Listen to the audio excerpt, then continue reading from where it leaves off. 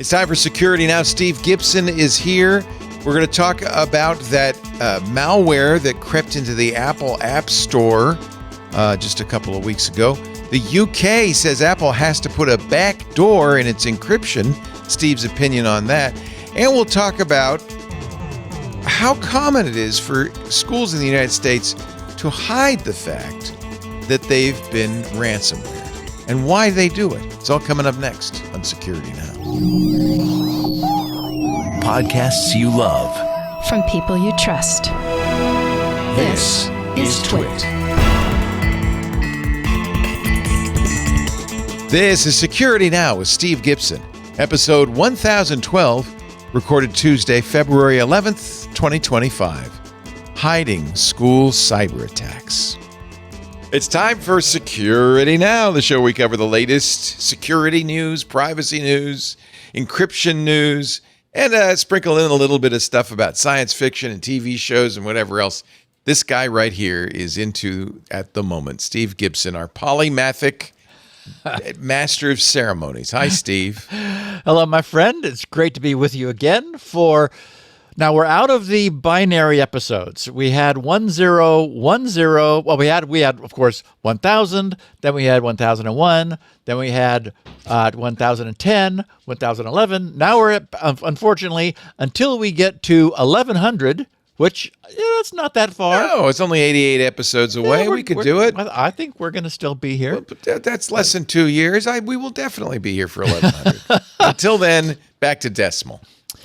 So I ran across, while I was just catching up on news, and we've got a bunch of interesting news, ran across an entity I had never heard of called the 75. The 75 it's as in 75 million, which is the number of kids in K through 12 lower education schools. And so this is an organization that basically represents their interests. And it's nonpartisan. It's straight down the middle. And they have a code of ethics that their reporters follow. A reporter did some amazing investigative journalism revealing the degree of the problem that this country has with hidden educational school cyber attacks, which are going on at a much higher rate than is believed, because it turns out there are actual coaches that are quite busy coaching educators about how not to reveal the fact that their school has been compromised. And of course, this has consequences downstream for the kids whose personal data and disciplinary records, family problems, emotional health, all kinds of personal information is out, and the educators are denying it. Anyway, I know that a lot of our listeners are parents of school-age kids. I've had feedback from them through the years about this, and there was a lot to say about this. So we're gonna spend half of the podcast going through this detailed piece of investigative journalism, because I thought, well, can I summarize this somehow? But what I came away with after reading the entire thing was a truly deep understanding of the dynamics of this. And unfortunately, I'll be drawing some conclusions, which I think everyone will be able to follow by the time we get through this. So that's our main topic for the day. And if it's something that's not of interest to anybody, well, fine. Stop listening after you get to after you hear all the ads, Steve. After you hear all the ads, oh, that's right. Stop listening. After the last ad, we'll let you know. You can leave now. You can leave the classroom, children. You can leave any time. Cybersecurity. But we're going to talk about first SparkCat, which I know you guys talked about over on MacBreak Weekly. SparkCat is the name of the secret stealing AI image scanner, yes, which was been discovered in the app and the Play stores. Also, I also saw you mentioning the UK's new demands about Apple doing the impossible, and we're going to touch on, the whole, advanced data protection issue. We talked about it when Apple first announced it. UK's back again. France is also moving forward on legislation to require backdoors into encryption. And as I've been saying now for a couple of years, this is the great question, right? This is why we're glad we went past 999, because this, like, how do you solve this? And I'm going to reiterate the solution that I think exists, which also diffuses the arguments about why government needs this stuff. Firefox has moved to their number 135, and it has a bunch of useful new features, which I don't see all the time. But if you hold, I think it's Control-Shift-X, up pops ChatGPT. So, yeah, they've added chatting to an optional sidebar in Firefox, and a bunch of other stuff we'll talk about. Also, the Five Eyes Alliance has published their guidance for edge device security, which I know our listeners who are involved in enterprise environments will like, because it's both a checklist and a CYA for them. 6 NetGear routers contain 3 each in 3 sets, CVSS 9.6 and 9.8 vulnerabilities, unauthenticated remote code execution. You want to make sure you don't have any of these 6 routers, and you're only vulnerable if you also didn't follow the guidance and you've got remote admin enabled, which, of course, I'm sure none of our listeners have. Never. But if you did, oh boy. And one of our favorite classes of utilities, from those from Sysinternals, it turns out that most of them allow malicious Windows DLL injection, and apparently Microsoft doesn't care. We'll look at that more closely. Google has removed restrictive do-gooder language from their AI policies, which has raised some questions. And there's an open source posted up on GitHub, AI Fuzzer, which has successfully jailbroken the most powerful and supposedly guardrail equipped ChatGPT 03 model. We're going to look at all that, and then we're going to end by examining the well and deliberately hidden truth behind ransomware cyber attacks on the U.S.'s K through 12 schools. And of course, we have a picture for the ages, Leo. This is one where it's like, okay, I think I mentioned it actually either last week or the week before. The nominee for the 2025 Darwin Awards. I love the Darwin Awards. I haven't thought about them in a long time. Well, I think we remember the one where someone like strapped a skateboard to a jet engine or something. I mean, there was like what? They're called the Darwin Awards because most of the people who do these experiments do not survive, and it's the survival of the fittest, or at least the least risk taking. Good. I can't wait. I haven't looked at it yet. We'll look at it together in just a moment. One of those where it takes a minute to sort of parse the picture, and then you think, OMG. Oh, I can't wait. I love the puzzle ones. That's good. All right.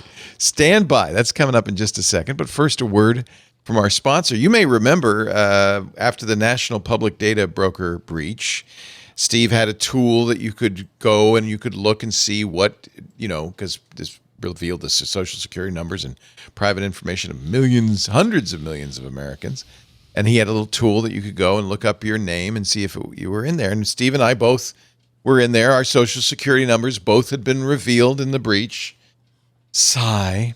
But then I did something interesting. I said, I wonder about Lisa, my wife and our CEO. Not a trace. And I realized why. Because she's been using DeleteMe. We needed it. If you've ever searched for your name online, you will be dismayed. I don't recommend it by how much of your personal information is available online. It is a gold mine, and not just for advertisers and marketers, but for bad guys as well. It is a source of harassment, spear phishing attacks. That's what happened to us. People were using Lisa's phone number and her name, texting her direct reports because they knew their phone numbers. With spear phishing attacks, I'm in a meeting right now, too busy, but I got to get these Amazon gift cards. Just go order 1,000 of them, use your Twit credit card, and send them to this address. Thank you very much. Fortunately, our staff's smart. But I wasn't gonna sit back and take that. It told me something, that the bad guys can find a lot of information about our company with these data brokers. Same thing true of your family. DeleteMe's got personal plans, corporate plans, and family plans, which will help you ensure that everyone in your family feels safe online. DeleteMe reduces the risk from identity theft. That's a big part of it. Cybersecurity threats like those spear phishing attacks, harassment, and more. There's just no reason for your data to be online. DeleteMe will go out. They'll find their experts will find and remove your information from hundreds of data brokers. They have a list. They know them all. And of course, here's the problem. Those data brokers they'll delete that. They're required to. But then the data still comes in and your dossier gets rebuilt. Plus, there's new data brokers every single day. It's a very lucrative business. So DeleteMe will go back out and periodically rescan and remove that information again. So that, like Lisa, your stuff is just not there. And as I said, they will continue to remove your information regularly, so this stuff does not pop back out. I'm talking, and by the way, what's out there, what those data brokers collect, it's everything. I mean, it's just basically everything. Addresses, photos, emails, relatives, phone numbers, social media, property values, and more. Do what we did. Protect yourself. Reclaim your privacy. Visit joindeleteme.com/twit. Offer code TWIT gets you 20% off. joindeleteme.com/twit. Use the promo code TWIT for 20% off. We thank them so much for their support of Security Now. Time for our picture of the week. Now, I want to scroll up, and then after I do, I will look at it for a minute, and then I'll let you all. Nominee for the Darwin Awards. Oh, my God. That's got to be staged. If it's not, then let's do a little requiem for this guy. Yeah. So... I understand the need to party. I certainly do. So we start with a very large inflatable backyard swimming pool. Yeah. Looks like it could hold about 50 people. So, big blue perimeter filled with water. Now, apparently these guys didn't want to get out of the pool in order to, enjoy some grilled meat of It's some a party sort. in the pool. They got the beers. They've actually taken a table. They put a table in the pool. Yes. Yes. Now, the problem is that rather than using briquettes of any sort, they thought, well, let's just, we don't have a wood-burning grill. We have an electric griddle. We got an electric grill. Yeah. Now, we need to get power to this grill, but the cord's not long enough to reach from the grill to past the perimeter of this round backyard pool. So we need to use an outlet strip, as one which does. in order to bridge from the grill to outside of the pool. But these guys are very safety conscious. They know you can't submerge that strip. Oh, no, that would not be good. No. So they took some floating flip-flops, some floating shower slippers, some sandals, and they stuck them on each end of the power strip to float them in the middle of the pool. Meanwhile, we see the cord from the power strip going over to the edge where it meets some sort of looks like a wood block, like a door wedge. Connected to another maybe that's so that cord. it will float if it falls in. This is ridiculous. Yeah. So what, just out of curiosity, what would happen if that power strip fell in the pool? Okay, now to the credit, giving credit to our listeners, I finished putting the show notes together yesterday late afternoon. So I did the mailing. It went out to 16,100 of our listeners who have subscribed to the weekly mailing. So I've had feedback about this picture since then. Many of our listeners said, "Well, they're in a plastic rubber pool. It's insulated. They're not connected to ground. They're not grounded. They're not. Yes, that's right. Plus, it's very it's much a surge strip. It probably has a fuse. Well, it's very much like one listener drew the analogy to the bird that lands on the high tension wire. Right. It lands on the wire. It doesn't turn into barbecued bird immediately. Yeah. It doesn't know what's going on. Maybe its teeth hurt a little bit. I'm not sure. But basically, it's going to survive. So the problem would be, assuming that this weird sandal power strip thing capsizes in the pool, it would just blow the fuse. I mean, it would, back in the house, a fuse would blow, the coffee pot would turn off in the kitchen. Blow. Yeah. Wife would. You know what could be a trouble is if at the same time as it sank, somebody stepped out of the pool and had one leg in the pool and one leg on the ground. Then you're the bird that lands, straddles two wires. And we remember what happened with Wile E. Coyote on the Roadrunner. It turns into a little poof, just a little shadow of its former self, little crispy sticks that then drops down to the bottom of the ground. So I want to see more Darwin Award pictures. So what you Burke need to says, do basically, by the way, and Burke has probably been electrocuted many times in the studio. He says the wire is the ground, so maybe it could just go right back to the ground through the wire, right? Well, now this guy who's further away, who seems to think this is quite entertaining. Hysterical. He's smiling. Yeah. It looks like he's pushing the edge of the pool down. Also because a mistake. And so if any water is running out past him, that's sufficient. That's running to ground, and he could be helping to close the circuit. Yeah. Being struck, people have survived being struck by lightning, apparently. Again, their teeth hurt. So do not throw a toaster in the pool. I'm just saying. No. Or a grill. Don't do that. Actually, don't do any of this, kids. Right. No. Bad idea. No. Thus, the Darwin Award, although it looks like these people probably already have reproduced, so they will not, this won't be limiting their future ability to propagate this foolishness. So, as we know, the United States has shunned the Russian cybersecurity firm Kaspersky over understandable, if unfair, concerns of the potential for Russian influence, which would be truly devastating if Kaspersky were to ever turn malicious, given how much of their software was, phoning home from inside the U.S. Again, it's unfortunate that this happened. Kaspersky is nevertheless continuing to contribute their important security research to the world. And their publication last Friday about their discovery of a new Trojan, which they've dubbed SparkCat, SparkCat. SparkCat is another example of Kaspersky's continuing value to everyone, even though we don't want to trust them anymore, which, as I said, is too bad. So I want to share the details of their discovery because it should put everyone on notice of the way malware is evolving.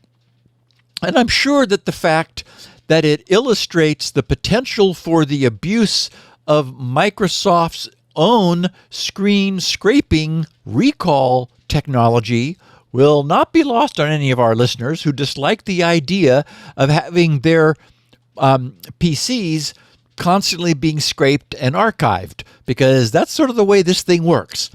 Kaspersky's piece is titled SparkCat Trojan Stealer, Infiltrates App Store and Google Play, Steals Data from Photos.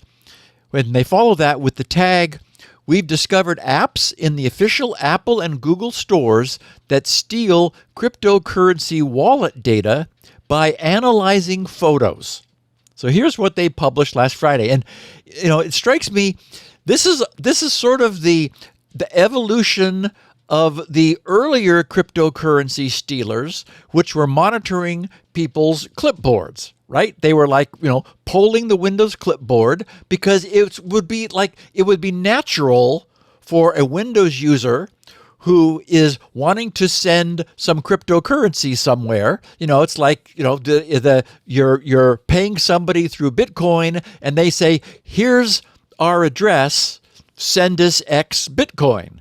And so, the addresses are crazy. So you copy that address with your mouse, hit Control C to copy it. Then you go over to your Bitcoin wallet where you want to send Bitcoin to an address and you paste it. Well, you don't even, at no point do you try to study that gibberish of a Bitcoin address. You just blindly copy and paste. Of course, as we know, cryptocurrency stealers, first generation ones, they would watch for the arrival of a Bitcoin address and quickly substitute their own, so that the address you pasted was not the address you had copied, and you ended up sending them the money that you were intending to send somewhere else. And then, after a while, you contact the original group and say, hey, where's my thing that I ordered? And they go, where's the money that you were supposed to send? And you say, I sent you the money. It was like, well, no. Anyway, bad guys got it. So here's the evolution of that. Kaspersky said, your smartphone gallery may contain photos and screenshots of important information you keep there for safety or convenience, such as documents, bank agreements, or seed phrases for recovering cryptocurrency wallets. All of this data can be stolen by a malicious app such as the SparkCat stealer we've discovered. This malware is currently configured to steal crypto wallet data, but it could be easily repurposed to steal any other valuable information. And again, it's one thing to be careful about not putting, like taking a photo of something with your phone, despite the fact that we're told how secure that is. But it is really creepy if, your Windows desktop was doing that continuously. They said the worst part is that this malware has made its way into official app stores with almost 250,000 downloads of infected apps from Google Play. Although malicious apps have been found in Google Play before, this marks the first time a stealer Trojan has been detected in the App Store. How does this threat work, and what can you do to protect yourself? Apps containing SparkCat's malicious components fall into two categories. Some, such as numerous similar messenger apps claiming AI functionality, all from the same developer, were clearly designed as bait. Some others are legitimate apps, food delivery services, news readers, crypto wallet utilities. They said, we don't yet know how the Trojan functionality got into these apps. It may have been the result of a supply chain attack, where they broke into the app's developers and injected their library. They said where a third-party component used in the app was infected. Alternatively, the developers may have deliberately embedded the Trojan into their apps. The stealer analyzes photos in the smartphone's gallery, and to that end, all infected apps request permission to access the user's photos. In many cases, this request seems completely legitimate. For example, the food delivery app CumCum requested access for a customer support chat right upon opening this chat, which looked completely natural. Other applications request gallery access when launching their core functionality, which still seems harmless. After all, you do want to be able to share photos in a messenger, right? However, as soon as the user grants access to specific photos or the entire gallery, the malware starts going through all the photos it can reach, searching for anything it might find valuable. To find crypto wallet data among photos of cats and sunsets, the Trojan has built-in optical character recognition module based on the Google Machine Language Kit, the Google ML Kit, a universal machine learning library. Depending upon the device's language settings, SparkCat downloads models trained to detect the relevant script in photos, whether Latin, Korean, Chinese, or Japanese, so multilingual. After recognizing the text in an image, the Trojan checks it against a set of rules loaded from its command and control server. Thus, its function, what it's doing when it finds things, can be varied on the fly. They said, in addition to keywords from the list, for example, mnemonic, the filter can be triggered by specific patterns, such as meaningless letter combinations in backup codes or certain word sequences in seed phrases. The Trojan uploads all photos containing potentially valuable text to the attacker's servers, along with detailed information about the recognized text and the device the image was stolen from. So it's serving sort of as a front-end filter, doesn't want to swamp these nefarious creators, the developers, with everything, every photo in everyone's phone who downloads it. So it does, upfront filtering to determine if anything is interesting. No sunsets and cat pictures. They said, we identified 10 malicious apps in Google Play and 11 in the App Store. After notifying the relevant companies and before publishing this, all malicious apps have been removed from the stores. The total number of downloads from Google Play alone exceeded 242,000 at the time of analysis. And our telemetry data suggests that the same malware was available from other sites and unofficial app stores as well. Judging by SparkCat's dictionaries, it is trained to steal data from users in many European and Asian countries, and evidence indicates that attacks have been ongoing since at least March of 2024. So this is coming up on a year old. The authors of this malware are likely fluent in Chinese. More details on this, as well as the technical aspects of SparkCat, can be found in the full report on SecList. So that, which is the secure list, is where Kaspersky posts all of their technical stuff. So under how to protect yourself from OCR Trojans, they write, unfortunately, the age-old advice of only download highly rated apps from official app stores is a silver bullet no longer. Even Apple's App Store has now been infiltrated by a true info stealer, and similar incidents have occurred repeatedly in Google Play. Therefore, we need to strengthen the criteria here. Only download highly rated apps with thousands, or better still, millions of downloads. Published at least several months ago. Also verify app links in official sources, such as the developer's website, to ensure they're not fake, and read the reviews, especially the negative ones. They said you should also be extremely cautious about granting permissions to new apps. Previously, this was primarily a concern for accessibility settings, but now we see that even granting gallery access can lead to the theft of personal data. If you're not completely sure about an app's legitimacy, for example, it's not an official messenger, but a modified, enhanced version, don't grant it full access to all your photos and videos. Grant access only to specific photos and only when necessary. Storing documents, passwords, banking data, or photos of seed phrases in your smartphone's gallery is highly unsafe. Yeah, don't do that. Don't just start with not doing that. Yes. Get a password manager. Yep. They said besides stealers such as SparkCat, there's also always the risk that someone peeks at the photos or you accidentally upload them to a messenger or file sharing service. Such information should be stored in a dedicated application. To your point, Leo, exactly that. And they said, finally, if you've already installed an infected application, the list of them is available at the end of the SecList post, delete it and don't use it until the developer releases a fixed version. Meanwhile, carefully review your photo gallery to assess what data the cybercriminals may have obtained. Change any passwords and block any cards saved in the gallery. Although the version of SparkCat we discovered hunts for seed phrases specifically, it's possible that the Trojan could be reconfigured to steal other information. As for crypto wallet seed phrases, once created, they cannot be changed. Create a new crypto wallet, transfer all your funds from there, and completely abandon the compromised one. We should say that Apple has presumably killed, well, I don't know.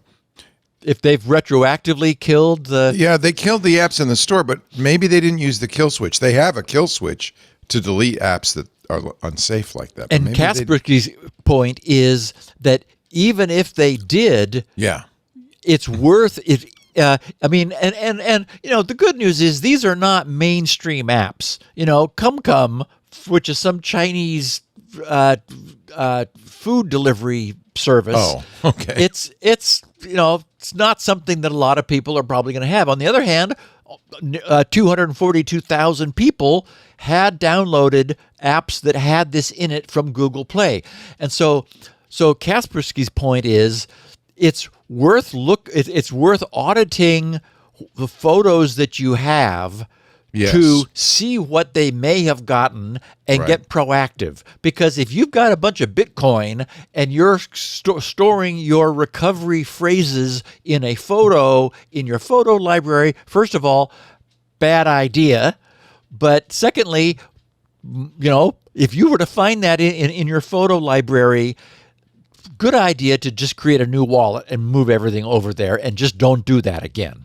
Now, if somebody stole the password or the recovery phrase from my wallet, I would really appreciate it if you just let me know. Yeah, so you would call it a commission if they. Yes, that's exactly. Right. Okay, so I linked to Kaspersky's full technical report for anyone who wants to dig into this more deeply. I'll go one step further than Kaspersky has in my advice. Just as is true with today's web browsers, whose users have demanded openness in the form of browser add-ons. The same openness has been demanded and received from mobile phone manufacturers. Unfortunately, there are bad guys in the world who profit from victimizing others. The other thing we've seen is that despite the best efforts of those managing the add-ons that are available for our browsers and our phones, malicious applications still manage to sneak in.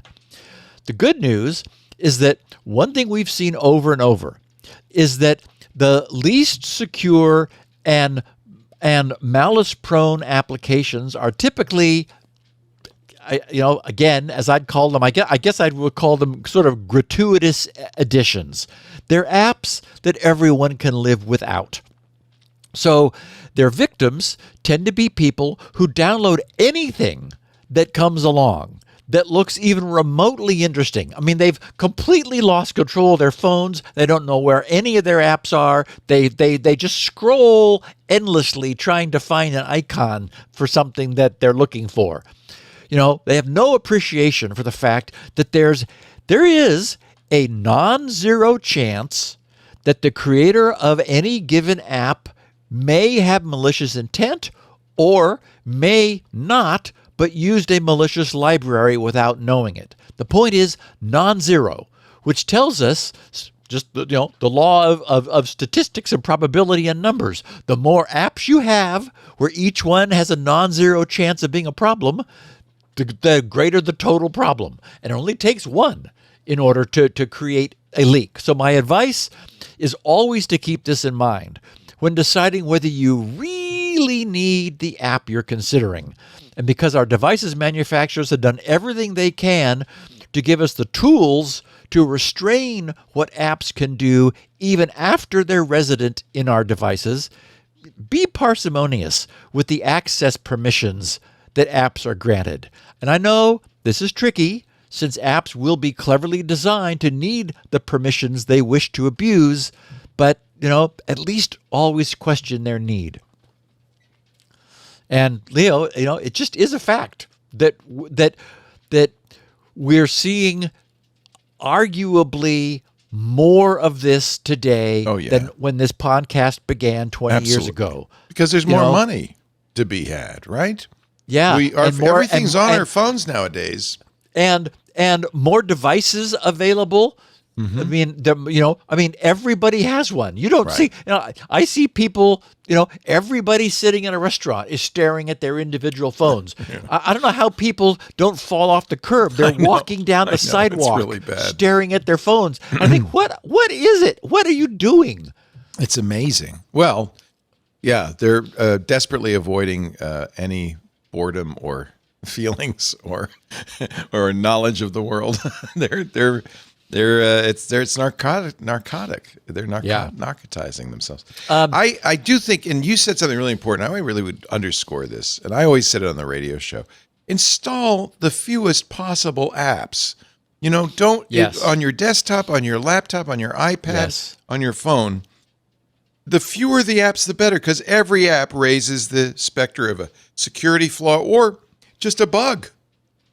Also, we are seeing the built-in apps slowly subsuming the functionality. I used to use, I had a really cool perspective correction app that I was using. Now it's built in. We used to, there was never an edit button in the beginning for photos. Now you push edit, you can rotate them, you can fix the perspective, do all this kind of stuff. So, you don't need third-party apps to do that. You probably, on an iPhone or a good Android phone like a Google Pixel, could get away without any apps. I think that's really the case. And that would be a lot safer for sure. I should mention one of your guests, I think it might have been Alex, mentioned ForeCat, Foreca. Yeah, we've been talking about that for a long time as the best weather app. Yeah. Absolutely. I've been wanting to mention to our listeners. Is it multi-platform? Is it available on Android? It's everywhere. Yeah. It is so good. They asked me after a year, I think, they said, "Could we have a little more money?" I said, "Yes." Because I want them to keep it the way it is. Anyway, it's short for forecast, Foreca. It's an app. It made me think of it because I don't think Apple's weather thing. It's pretty bare bones. Holds a candle to ForeCat. It's pretty bare bones. So there's an example of something where you really, but you can trust these guys. I think you trust them. A lot of weather apps actually use ForeCat as the back end. I think my Carrot Weather is using, or at least you can choose forecast back end. And you can look at satellite and radar, and it does take some getting used to. It is very information dense, and it's also customizable. What things you do care about and you don't. I don't care about wind that much, so I takes up space on my screen. Get rid of wind, but I do want rainfall, and boy, like to know what time of day something's going to happen. Anyway, just a unsolicited note that I've been meaning to mention it because I just keep really liking it. They're on the web. They're on the Google Play Store, the Apple Store. The web? It looks like they... you can use the web version. See? Big screen. Yeah. Nice. And it has the videos and everything, too, which is really pretty cool. I like it. Look at that. If all you need is a green screen, Steve, and you can do your own weather report. Yes, I don't. Okay, I was going to say something off color, but I no. Good, I'm not a weather girl. That's good. But on that note, let's take a break, and then we're going to come back and talk about the UK's new demand for Apple's encrypted data. Oh, I do really want to hear what you have to say about that. We knew it was coming. It's finally happened. Right. Yes, well, it's like they keep trying, right? They just like they keep hitting this immovable wall. I have an idea, though. Oh, now I'm liking it. Stay tuned. Steve has an idea. But first, a word from our fine sponsor, Thanks to Canary. We've been talking about them for years. They are really a great product. In a nutshell, Thanks to Canary is a honeypot that is ultimately configurable. You can deploy it in minutes. No coding on your part, but it can be anything from a Windows server, a web server, a SCADA device, an SSH server. Mine's a Synology NAS, and it impersonates these. I mean, it's really nicely done. My Synology NAS has a MAC address that's a Synology MAC address. It's got the login screen just like DSM-7. I mean, it really looks real. In fact, the hacker is going to look at it and go, "Oh, that's not a setup. That's the real deal. I'm going to get in there." That's what's so great about Things Canary. If someone is accessing your fake internal SSH server, or by the way, the Canary can make files that you can spread around as well: PDF, Excel, docx. Give them provocative names, employee information .ssxl or something. And if a bad guy or a malicious insider attacks those files or tries to brute force your fake SSH server, your Things Canary is immediately going to tell you, you got a problem. Because there's no way anybody's going to access that by accident. That's somebody who's trying to steal from you. No false alerts, just the alerts that matter. And by the way, you get them any way you want. It supports syslog, of course. They have an API, but also webhooks, Slack, text messages, email. You could have a phone call, I bet. I mean, it's really flexible, very smart. So you get the Things Canary. It looks like a external USB drive, just kind of a little black thing that you connect into the wall and to your Ethernet, okay? Then you go into the console on your browser, log into your account, choose a profile for your device, then you register it with the hosted console. And so now that console is going to monitor, it's going to handle the notifications, it's going to get them out to syslog if you want, wherever you need it, any way you want it. Webhooks they support. Then just sit back. If an attacker is inside your network or there's a malicious insider, they will make themselves known because they will inevitably access your Things Canary. They don't look vulnerable, they look valuable. Bad guys can't resist the Things Canary. Visit canary.tools/twit. Some big banks might have hundreds of them. A small operation like ours, a handful. I'll give you an idea. This is what it costs us. For $7,500 a year, 5 Things Canaries, okay? You get your own hosted console, all the upgrades, all the support, all the maintenance, and they're very responsive. They're very helpful. And I'm going to save you even more because if you use the code TWIT in the How Did You Hear About Us box, they love us. They will give you 10% off, not just for the first year, but forever, as long as you have a subscription. 10% off. And if you're at all nervous, because I understand maybe this is the first time you're hearing about this, although we've talked about it an awful lot, you should not worry because you can always return your Things Canary. They have a 2-month, a 60-day money-back guarantee for every penny. All right, full refund. I should point out that in the 8 years that we have been doing ads for Things Canary, no one has ever claimed the refund. Literally zero. Because once you get it in there, you go, oh, yeah, I don't know how I live without it. It's a brilliant idea. Visit canary.tools/twit. Use twit in the How Did You Hear About Us box. You get 10% off for life. Canary.tools/twit. Love this product. Think you should check it out. Honestly, there's no risk. Why not? You could be the first one to return it. You won't, though. We know you won't. It's such a good idea. Canary.tools/twit. All right, Steve, I'm very curious. They call it the Snoopers Charter, the Investigative Powers Act.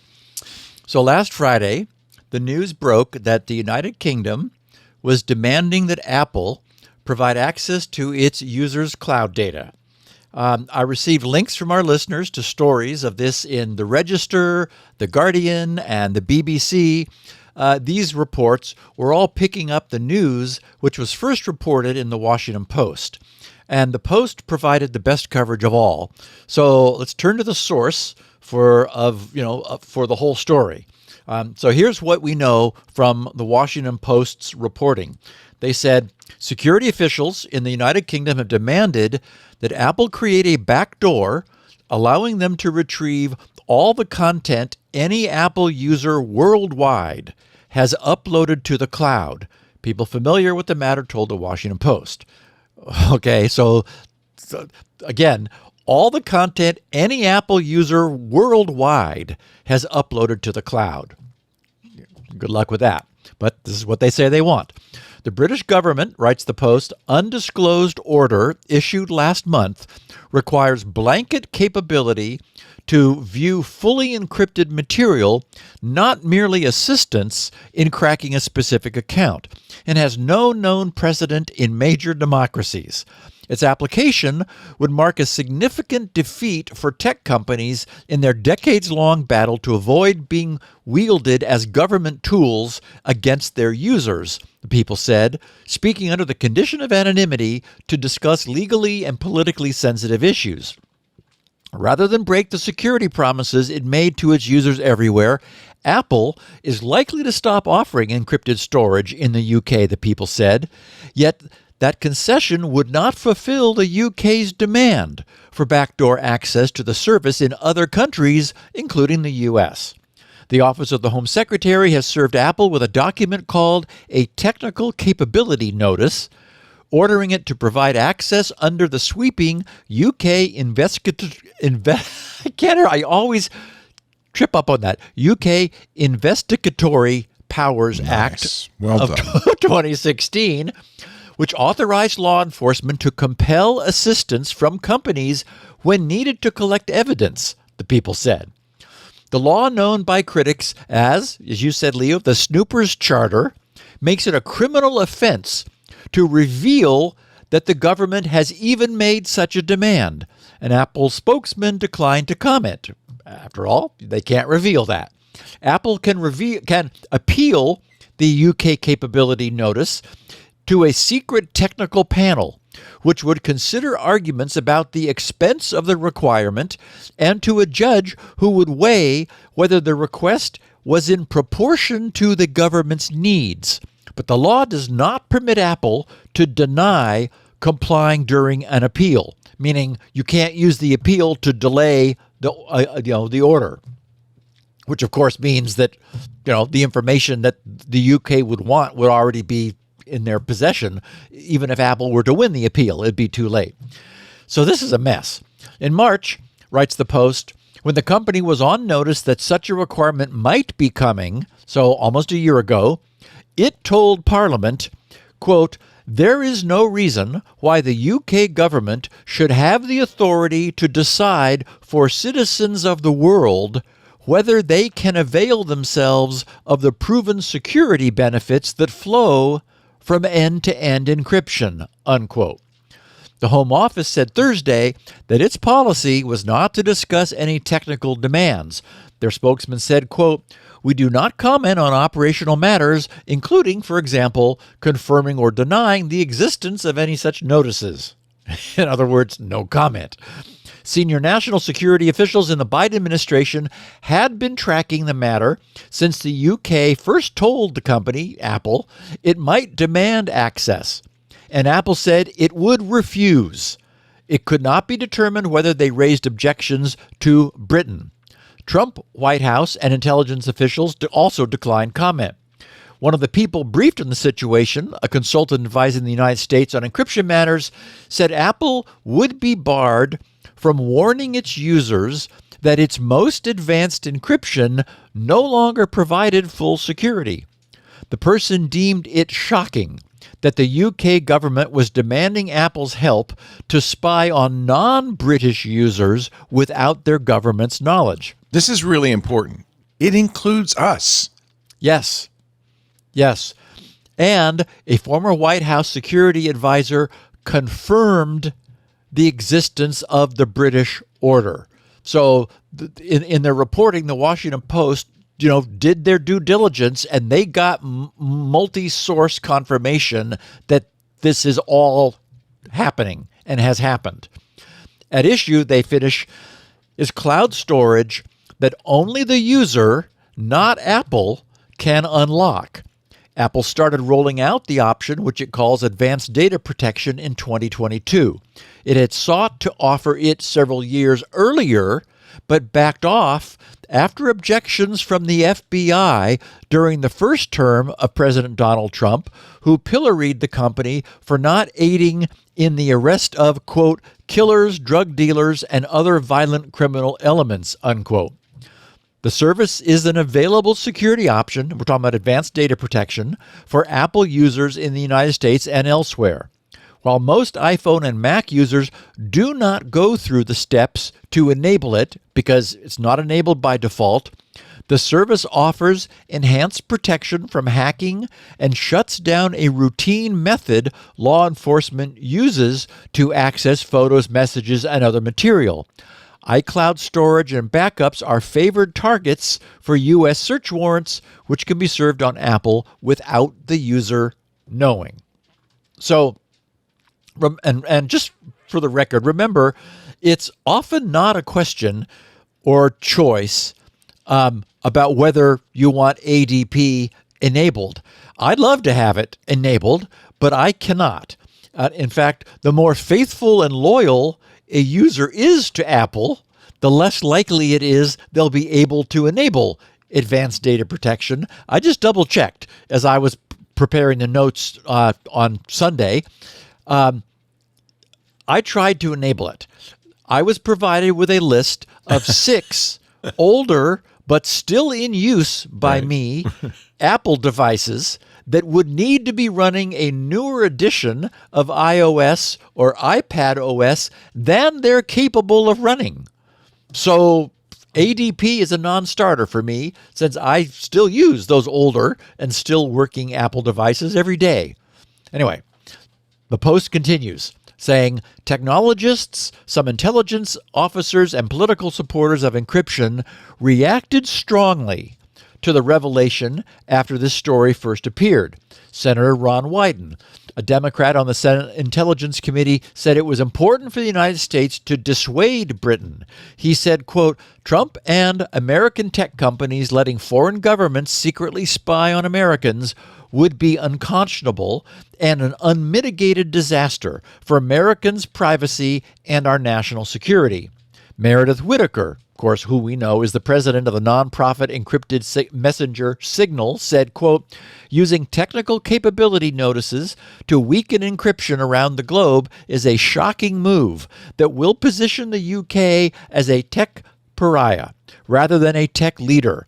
If implemented, the directive will create a dangerous cybersecurity vulnerability in the nervous system of our global economy. Now, she didn't say they would pull out, but we know they would. She has previously said that when the EU was rattling their sabers similarly. Law enforcement authorities, writes the Post, around the world have complained about increased use of encryption in communication modes beyond simple phone traffic, which in the United States can be monitored with a court's permission, and as we know, can also be monitored without the court's permission by China. The UK and FBI in particular have said that encryption lets terrorists and child abusers hide more easily.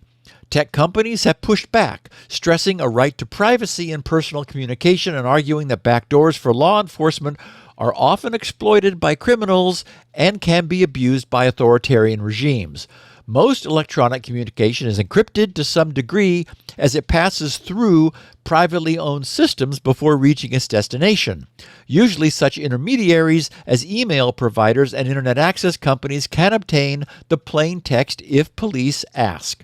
But an increasing number of tech offerings are encrypted end-to-end, meaning that no intermediary has access to the digital keys that would unlock the content. That includes Signal messages, Meta's WhatsApp, which as we know is based on Signal, and Messenger. WhatsApp and Messenger, both from Meta, and of course Apple's iMessages and FaceTime calls. Often such content loses its end-to-end protection when it's backed up for storage in the cloud. That does not happen when Apple's advanced data protection option is enabled. Apple has made privacy a selling point for its phones for years, a stance that was enhanced in 2016 when it successfully fought a U.S. order to unlock the iPhone of a dead terrorist in San Bernardino, California. It has since sought to compromise, such as by developing a plan to scan user devices for illegal material. I'll mention that again in a second. That initiative was shelved after heated criticism by privacy advocates and security experts who said it would turn the technology against customers in unpredictable ways. Google would be a bigger target for UK officials because it's made the backups for Android phones encrypted by default since 2018. Google spokesman Ed Fernandez declined to say whether any government had sought a backdoor, but implied none had been implemented. He said, quote, Google cannot access Android end-to-end encrypted backup data even with a legal order. Meta also offers encrypted backups for WhatsApp. A spokesperson declined to comment on government requests, but pointed to a transparency statement on its website saying that no backdoors or weakened architecture would be implemented. If the UK secures access to the encrypted data, other countries that have allowed encrypted storage, such as China, might be prompted to demand equal backdoor access, potentially prompting Apple to withdraw the service rather than comply. And of course, that's what everyone thinks they'll do. The battle over storage privacy escalated in Britain is not entirely unexpected. In 2022, UK officials condemned Apple's plans to introduce strong encryption for storage. A government spokesperson told the Guardian newspaper, referring specifically to child safety laws, quote, end-to-end encryption cannot be allowed to hamper efforts to catch perpetrators of the most serious crimes, unquote. After the Home Office gave Apple a draft of what would become a backdoor order, the company hinted to lawmakers and the public what might lie ahead. During a debate in Parliament over amendments to the Investigatory Powers Act, Apple warned last March that the law allowed the government to demand backdoors that could apply around the world. In a written submission, Apple stated these provisions could be used to force a company like Apple that would never build a backdoor into its products to publicly withdraw critical security features from the UK market, depriving UK users of these protections. Apple argued that when wielding the act against strong encryption would conflict with a ruling by the European Court of Human Rights that any law requiring companies to produce end-to-end encrypted communications, quote, risks amounting to a requirement that providers of such services weaken the encryption mechanism for all users and violates the European right to privacy. Finally, in the United States, decades of complaints from law enforcement about encryption have recently been sidelined by massive hacks by suspected Chinese government agents who breached the biggest communications companies and listened in on calls at will. In a joint December press briefing on the case by FBI leaders, a Department of Homeland Security official urged Americans not to rely on standard phone service for privacy and to use encrypted services when possible. We mentioned that at the time.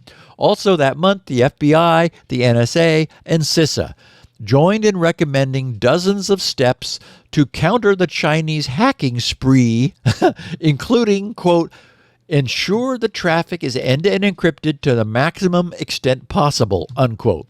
Officials in Canada, New Zealand, and Australia endorsed the recommendations. Those in the United Kingdom did not. Okay, so the Washington Post's report correctly noted, and as we analyzed after its architecture was published, Apple has properly implemented true end-to-end encryption for every one of its cloud-based services where its use is feasible. As such, only the user's various iOS and iPad OS devices contain the key that's required to decrypt the contents of the data stored and shared in the cloud. Everything transiting to and from the cloud is, as we used to say, PIE, pre-internet encrypted, and cannot possibly be accessed by anyone with access to either the data stored or in transit. The data can only be encrypted or decrypted on the user's device, and the key can never be removed from the user's device.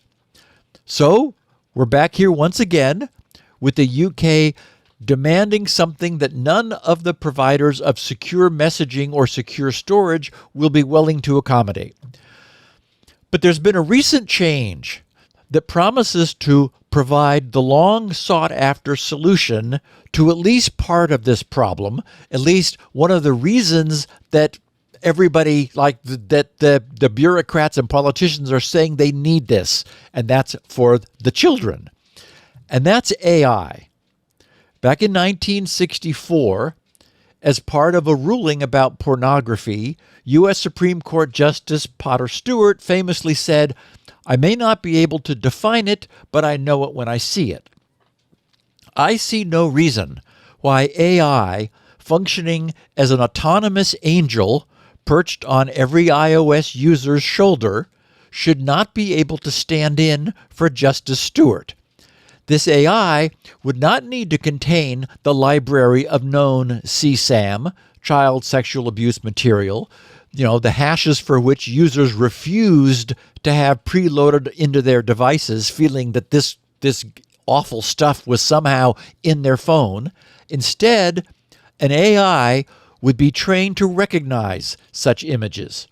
We know that Apple devices are already actively performing some of this nanny function.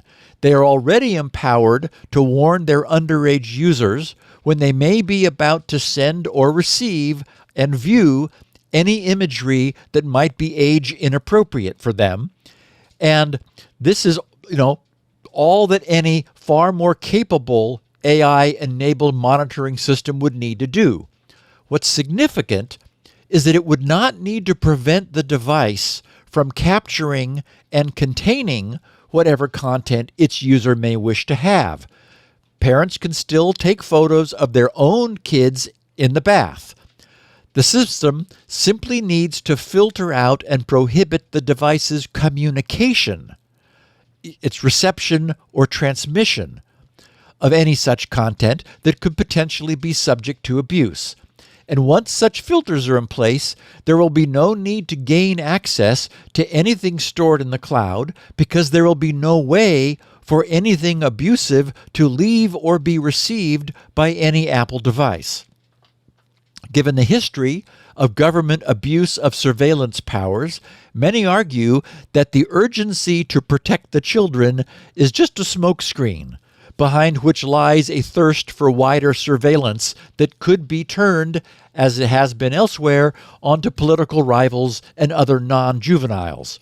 So having companies like Apple, Signal, Meta, and others deploy local AI to lock down the content which their systems would refuse to send or receive short circuits any government attempt at overreach. And one of the best things about such solutions is that their effectiveness is so readily tested. Just present an AI-protected device with some test content that should not be communicated in order to verify that it's doing its job. So I could see this, the world is all abuzz about AI. We're understanding how capable it is. It seems easily possible that a local competent AI image recognition system could perform filtering functions on individual users' devices. Well, yes, I guess. I mean, yeah. I think it wasn't merely that they didn't want the hashes on there. I think they just don't like the idea of that kind of scanning going on in their phone. Any involvement of any kind. Yeah.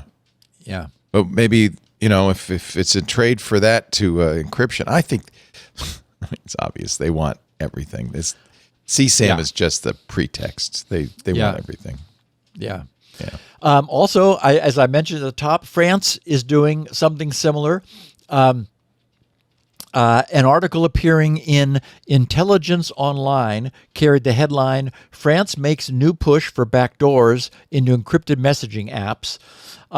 And the additional detail about that was behind a paywall, but also showing, it said, French senators have passed an amendment paving the way for intelligence agencies to access backdoors into messaging apps such as WhatsApp, Signal, and Telegram, and presumably, iMessage.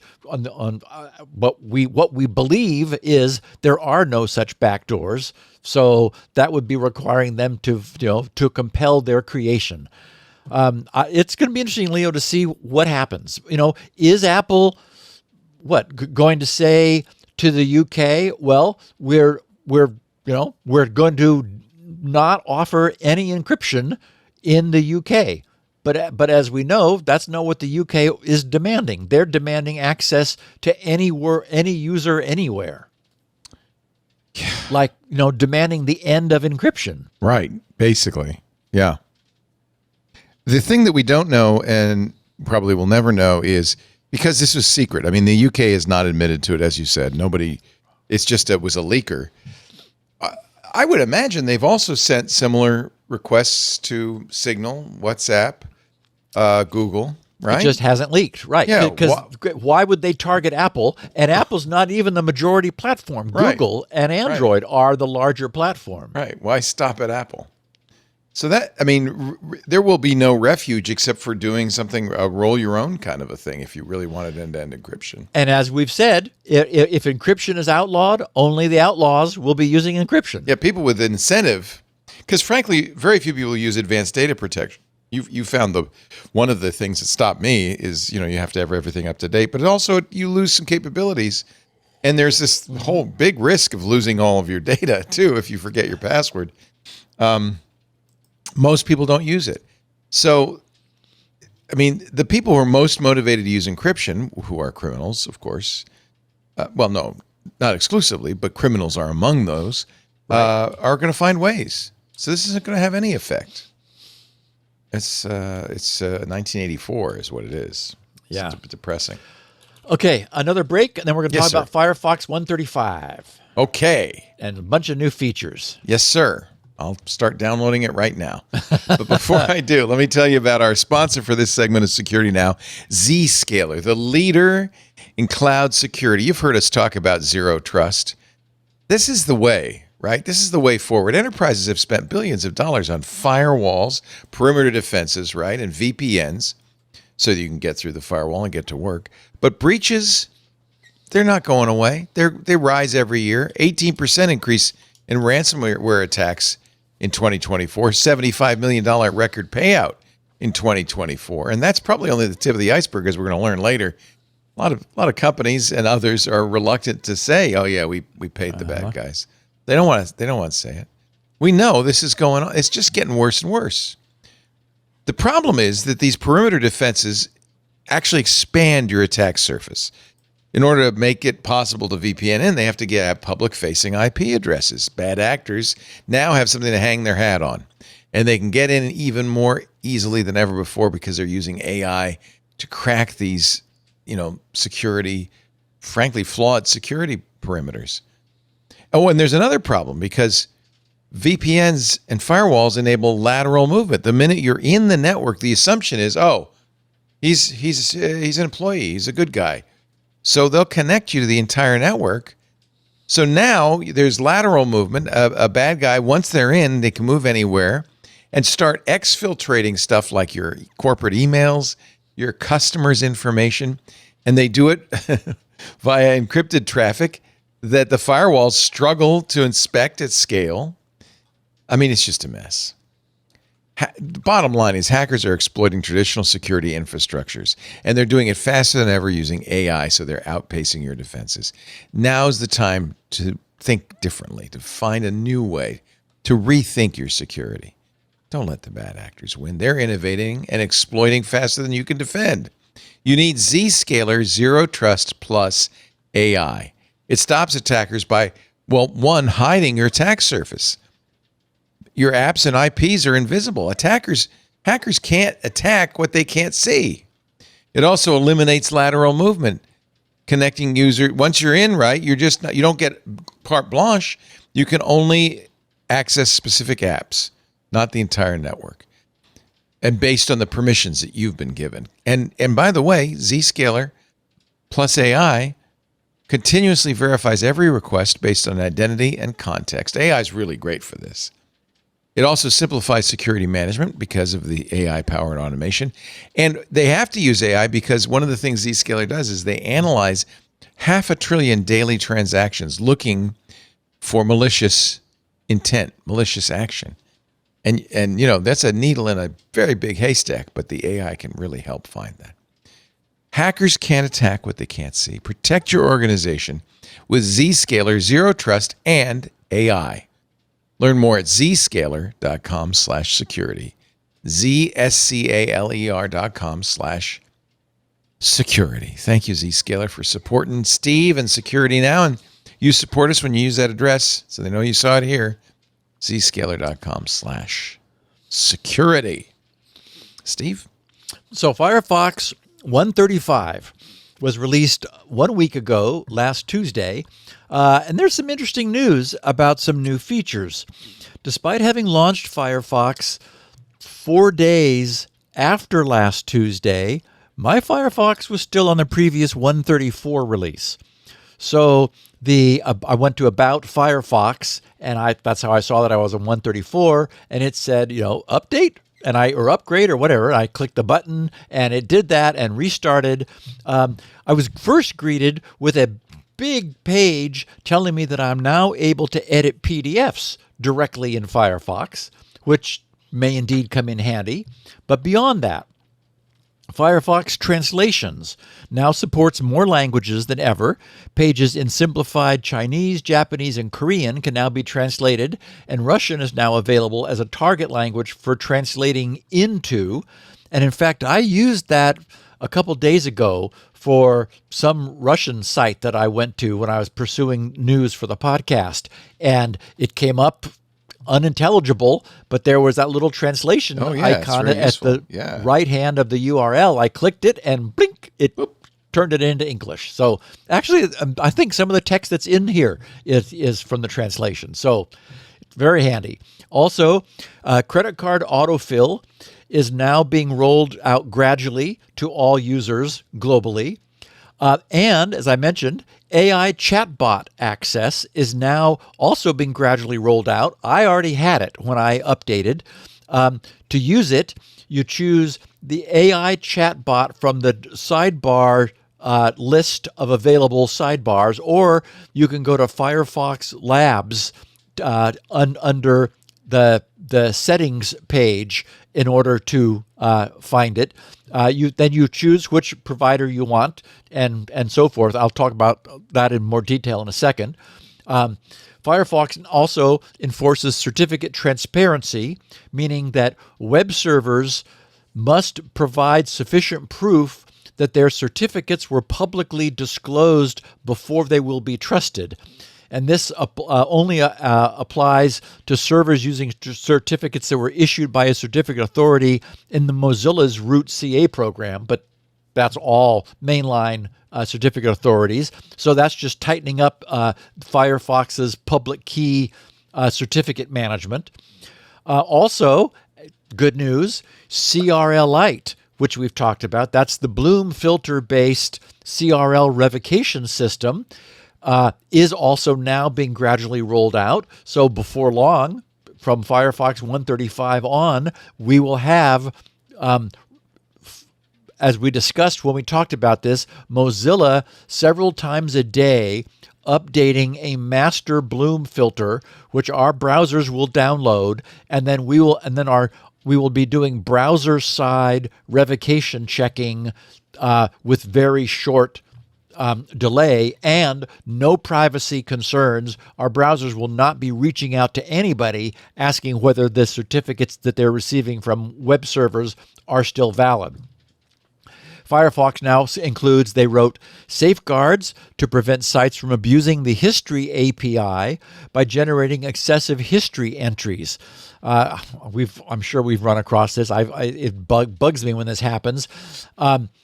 That makes navigating with the back and forward buttons difficult by deliberately cluttering up the history. You go to a page and it refers you to another page, but then the back arrow doesn't allow you to get back to where you came from. Sometimes you're able to hit back very quickly several times in order to get around that, but not always. So they've built that in so that only that history is no longer can no longer be inserted through JavaScript API without the user actually taking actions that create a breadcrumb history.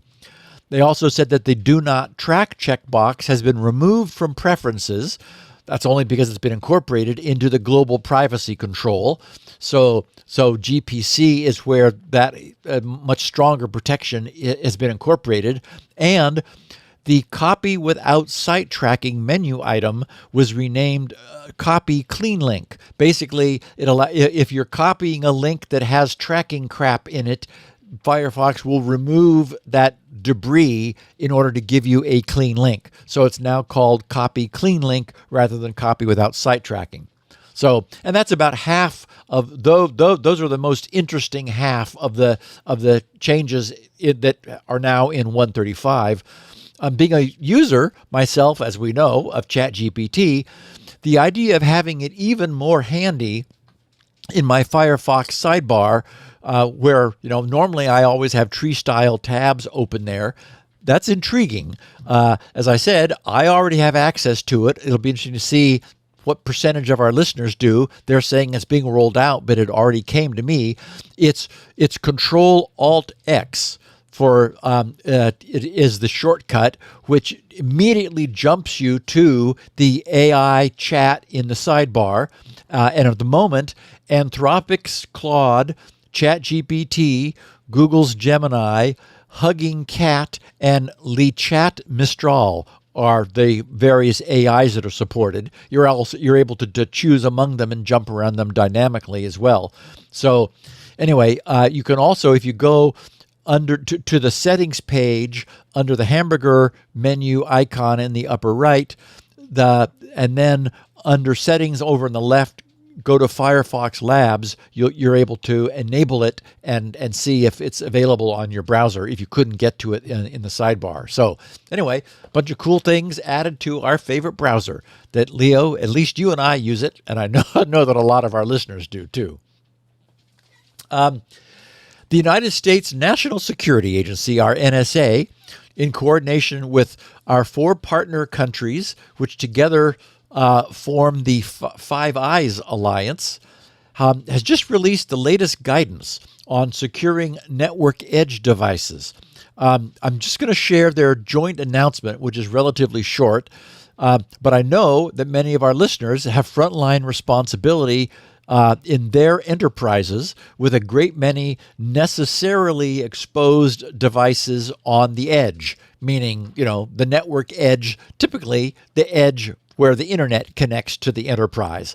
So the NSA.gov site's release of this in coordination, it was dated from Fort Meade, Maryland, and they said the National Security Agency has joined the Australian Signals Directorate's Australian Cybersecurity Centre, the Canadian Centre for Cybersecurity, and others to release 3 cybersecurity information sheets. Of course, everything is an acronym with these guys, so they're CSIs, cybersecurity. It ought to be CISs, cybersecurity information sheets that highlight critically important mitigation strategies for securing edge devices, including firewalls, routers, and virtual private network gateways.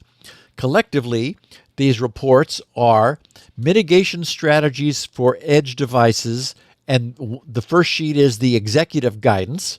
The second is mitigation strategies for edge devices, the practitioner's guidance, and then the other is security considerations for edge devices. They said they provide high-level summary.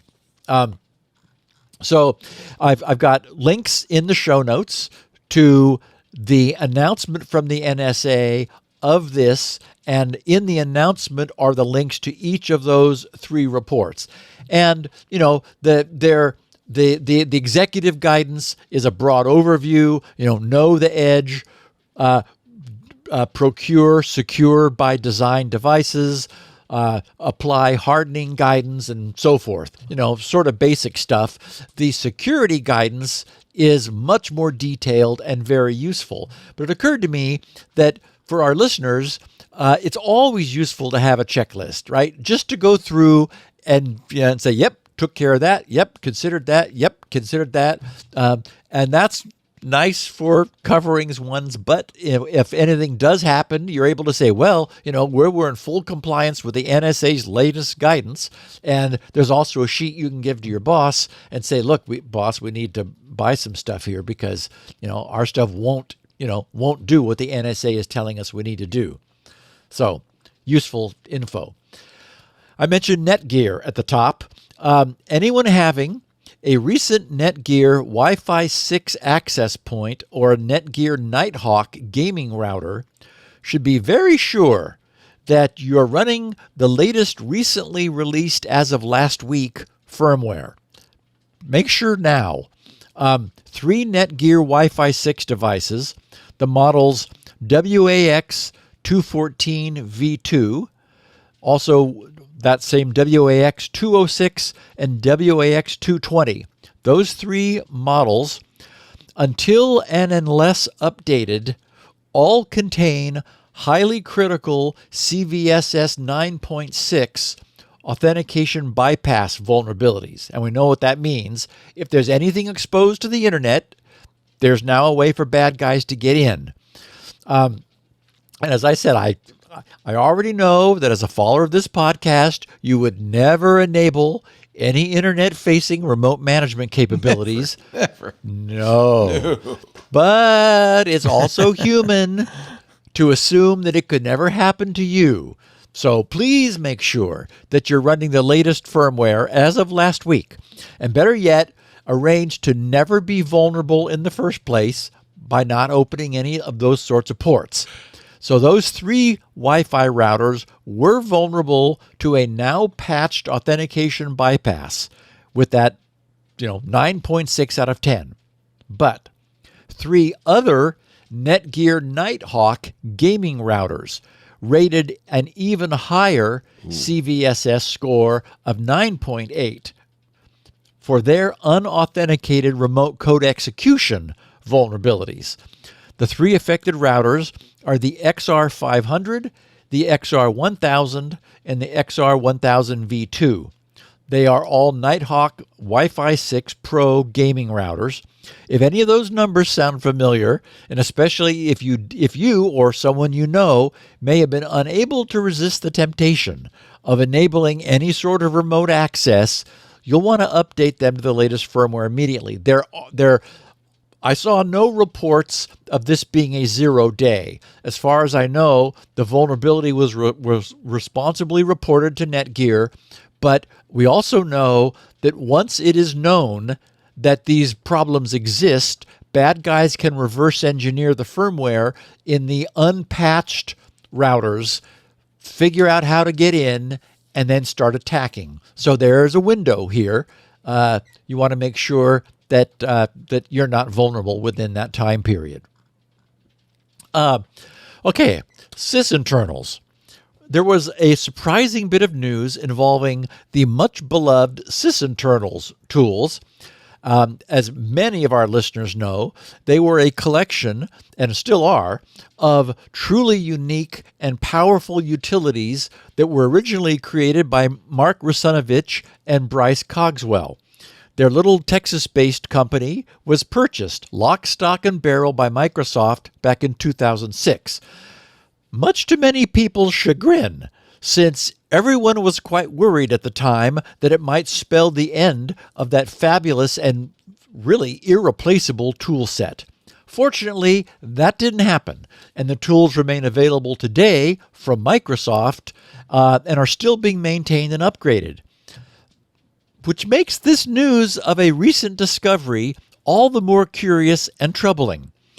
A software engineer by the name of Rake Schneider has reported that he has discovered DLL hijacking bugs in the Sysinternals tools.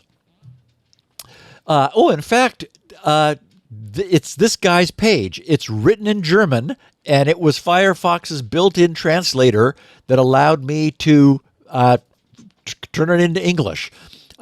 So the curious and troubling part is that Microsoft has done nothing about these problems. They remain unpatched.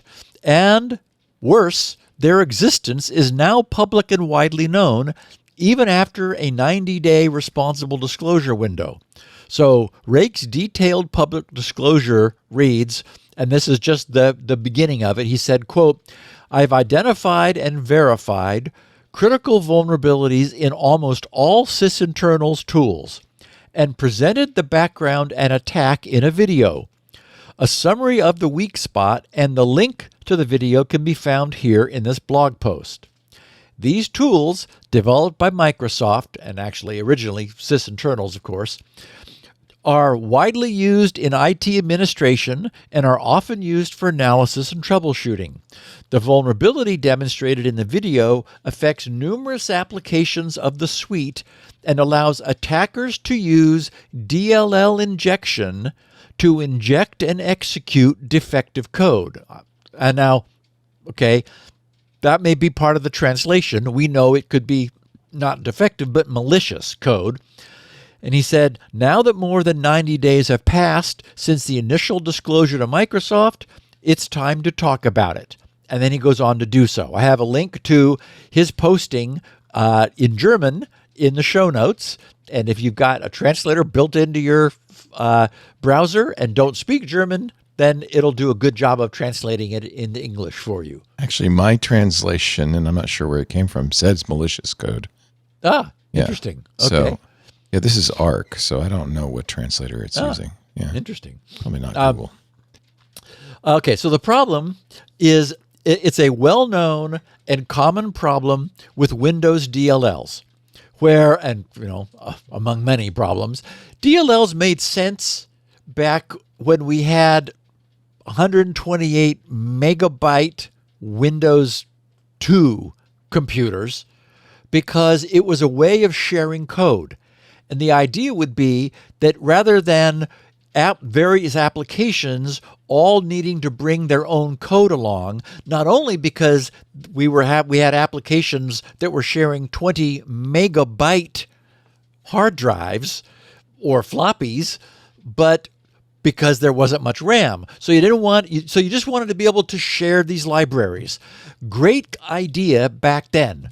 Today, it's pure legacy. It absolutely makes no sense whatsoever, but there's never been a point in time where Microsoft could break this. So we still have it today. So what happens is the Windows executable file loader, when it's loading an executable file, is able to, in the executable, the executable declares the DLLs that it's reliant upon, the system code DLLs that it needs.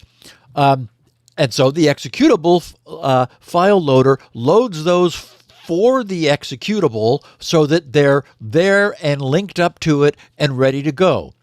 It first looks in the application's own directory, that is where the exe is being run from. And this behavior was originally deliberate, since it allowed applications to bring along their own more recent or maybe even older versions of DLLs. This is where the whole DLL thing began to fall apart, because they would then be loaded and used preferentially over whatever same named DLLs the system might already or might not have. The problem is that convenience feature can be readily abused. In the case of the Sysinternals executables, they're not relying upon any of their own DLLs. This is actually one of the things that makes them so nice, is that they're single executables that just get their jobs done. Very clean. But like all Windows applications, they do rely heavily upon many system DLLs. But rather than insisting that the system DLLs they require be loaded from within the system's own protected directories, as they should, the Sysinternals apps use the default behavior, where Windows will first look inside the app's own directory. And this enables the exploit. Bad guys can place a DLL that's named the same as a system DLL in Sysinternals execution directory, and it will be loaded. instead of the intended system DLL. This flaw has been widely picked up and reported by the tech press over the past few days. The reporting notes that many of the Sysinternals utilities prioritize DLL loading from untrusted paths, such as the current working directory or network paths, before looking in secure system directories for their DLLs. One piece of this reporting wrote, "The vulnerability was responsibly disclosed to Microsoft on October 28, 2024. However, Microsoft has classified it as a defense in depth issue rather than a critical flaw. This classification implies that mitigation relies on secure usage practices rather than addressing it as a fundamental security defect. While Microsoft emphasizes running executables from local program directories, researchers argue that network drives, where the current working directory becomes the application's execution path, pose significant risks," as indeed they do. So what's most significant here is to me, the breadth of press coverage and reporting that this news has generated. I mean, this got picked up because Sysinternals is so popular. This got picked up everywhere. Yeah, everybody uses it. Yeah. Yes. So we've seen Microsoft respond when sufficient noise is made. We saw how quickly they backpedaled on the first release of their Copilot Plus recall screen scraper. So I would imagine that the amount of bad press that is being generated here will result in someone's attention being pointed at updating all of the vulnerable sysinternal tools. I suspect Microsoft is regretting that they blew this off and said, "Oh, it's not our problem. You just have to be careful how you use them." It's like, okay, good luck with that. Unfortunately, there's no update mechanism for the bazillion copies of Sysinternals tools that have already been downloaded and are deployed. They will never be updated unless they're manually replaced. So they all have this behavior. Yikes. Yeah. Okay. Yeah. This creates an enduring opportunity for exploitation. What is a defense in-depth issue? What does that mean? That just you should be careful. Yeah, exactly. You should have done a better job. Yeah, exactly. Like, well, yes, but, these are advanced sleuthing tools, right? So you shouldn't leave them around on computers where they could be exploited. Yeah. Thanks, but everybody does. Yeah. I imagine it's a custom DLL that these sysinternals run. In fact, they probably have a common DLL. No. It's like kernel 32.dll needs to get loaded. Oh, it should definitely be getting that from the secure. Exactly, and they directory. don't.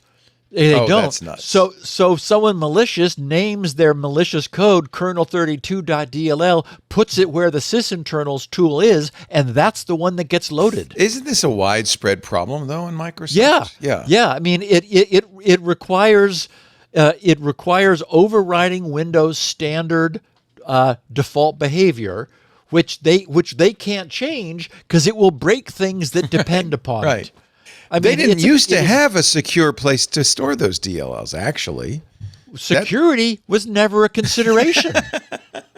If you've got a Windows 2 machine with floppy disks, this is what security? What are you protecting Why not against? let a Windows metafile execute code in the image, because that might come in handy. You and raised that's an what they did excellent in the point, beginning. though. I think that DLLs are just running on inertia. You don't need it anymore. There was never a time when they could afford to break this. I mean, on Linux you have static linked executables. I mean, they're bigger because of it, but then you don't have that problem. You don't have libraries, and you don't have the DLL hell that you get with Windows, right? With conflicting DLL versions and so forth. Yeah, maybe it's time to think about getting rid of those. Just don't do it anymore. Maybe go VM happy and execute each exe in its own in VM. That was a plan. Yeah, I know. It's a mess. Okay. Google removes the ban on using AI for harm. What? Last Tuesday, Wired covered an interesting change in Google's policies regarding the conduct and use of its AI. Wired's headline was, quote, Google lifts a ban on using its AI for weapons and surveillance. Well, it's about time. That's right. This is when you talk about the existential threat of AI, this is the first thing that leaps into my mind. Right? Don't have autonomous nuclear weapons. Yes. The tagline on Wired's coverage said Google published principles in 2018 barring its AI technology, such as it was, from being used for sensitive purposes. Weeks into President Donald Trump's second term, those guidelines are being overhauled. Okay, now I have no idea why Wired referred to our current president's administration, since there's no reason I can see to believe that there's any connection between the two. Here's what Wired wrote. They said Google announced Tuesday that it is overhauling the principles governing how it uses artificial intelligence and other advanced technology. The company removed language promising not to pursue, quote, technologies that cause or are likely to cause overall harm, and, quote, weapons or other technologies whose principal purpose or implementation is to cause or directly facilitate injury to people. And finally, quote, technologies that gather or use information for surveillance, violating internationally accepted norms. And finally, quote, technologies whose purpose contravenes widely accepted principles of international law and human rights. That all that language was taken out. The changes were disclosed in a note appended to the top of a 2018 blog post unveiling the guidelines, saying, quote, we've made updates to our AI principles. Visit ai.google for the latest, unquote, the note reads. So in a blog post on Tuesday, a pair of Google executives cited the increasingly widespread use of AI, evolving standards, and geopolitical battles over AI as the backdrop to why Google's principles needed to be overhauled. Wired wrote, Google first published the principles in 2018 as it moved to quell internal protests over the company's decision to work on a U.S. military drone program. In response, it declined to renew the government contract and also announced a set of principles to guide future uses of its advanced technologies, such as artificial intelligence. Among other measures, the principles stated Google would not develop weapons, certain surveillance systems, or technologies that undermine human rights. But in an announcement on Tuesday, Google did away with those commitments. The new web page no longer lists a set of banned uses for Google's AI initiatives. Instead, the revised document offers Google more room to pursue potentially sensitive use cases. It states Google will implement, quote, appropriate human oversight, due diligence, and feedback mechanisms to align with user goals, social responsibility, and widely accepted principles of international law and human rights, unquote. Google also now says it will work to, quote, mitigate unintended or harmful outcomes, unquote, which, okay, still says some of the same things, though maybe a little less pointedly. James Manyika, Google's Senior Vice President for Research, Technology, and Society, was quoted, this is a guy, a Google person, quote, we believe democracy should lead in AI development, guided by core values like freedom, equality, and respect for human rights, unquote. Right. And Demis Hassabis, the CEO of Google's esteemed AI research lab DeepMind, said, quote, and we believe that companies, governments, and organizations sharing these values should work together to create AI that protects people, promotes global growth, and supports national security, unquote. They added that Google will continue to focus on AI programs that, quote, align with our mission, our scientific focus, and our areas of expertise, and stay consistent with widely accepted principles of international law and human rights, unquote. At the same time, multiple Google employees expressed concern about the changes in conversations with Wired.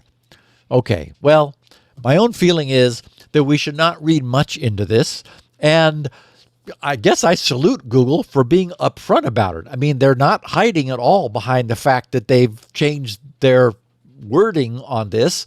These guidelines were first created 7 years ago, back in 2018. 7 years in AI time frame, is Jurassic.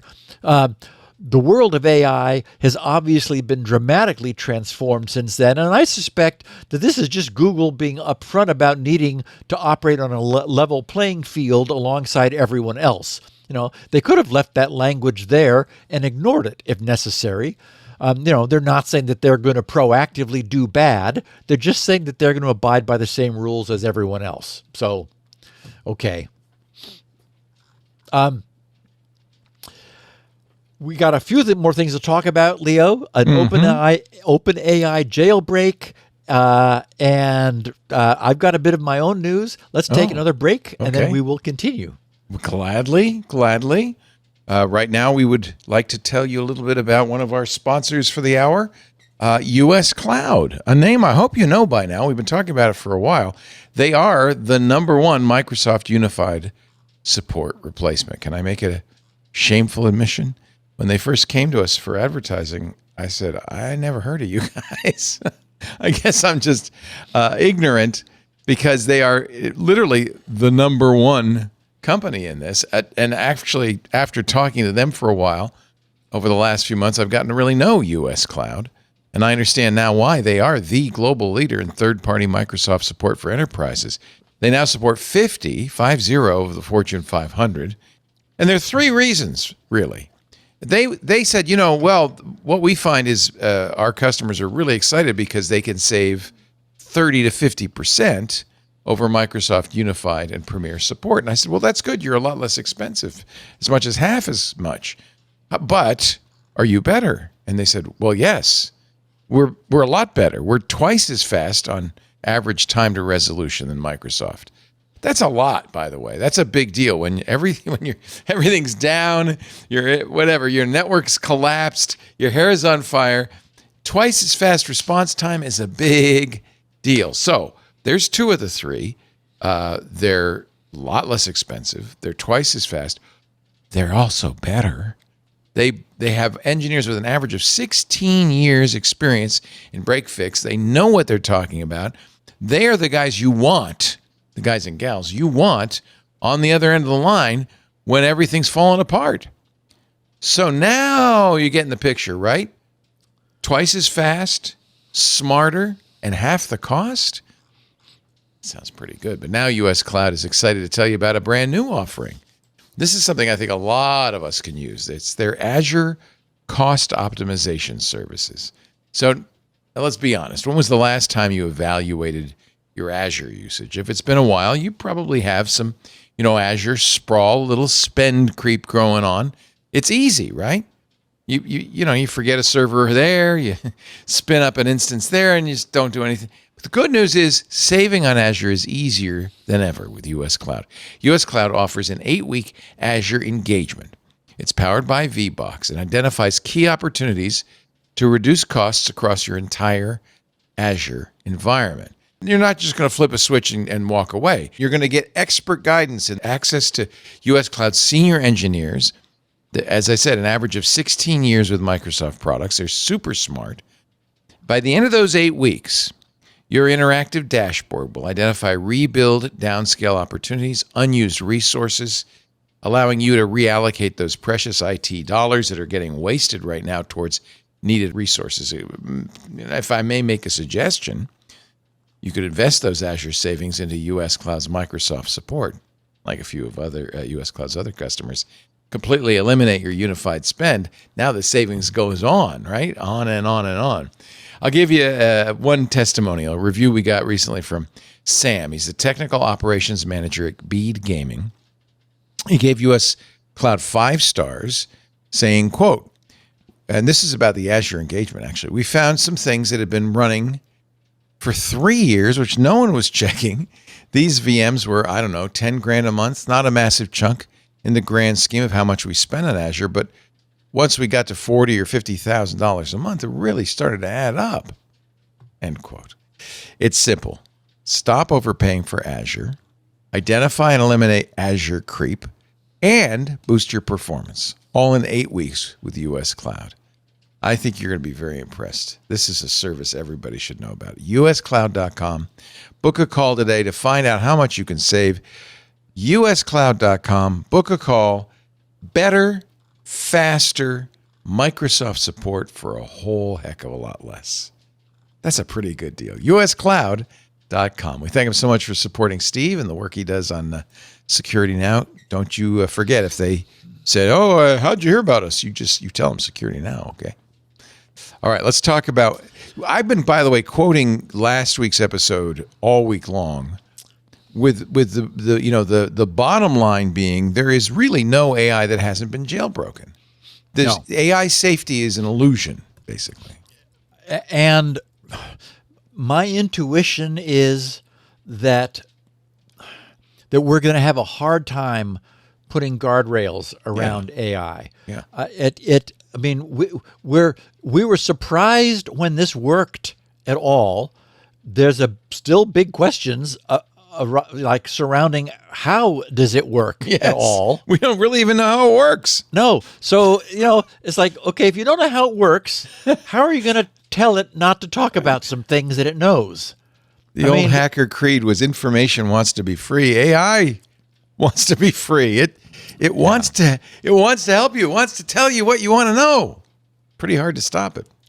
So, yes, following up on last week's look at the relative weakness of the DeepSeek AI model resistance to jailbreaking, we have a post on LinkedIn by Aaron Shimony, whose title is Principal Vulnerability Researcher at CyberArk.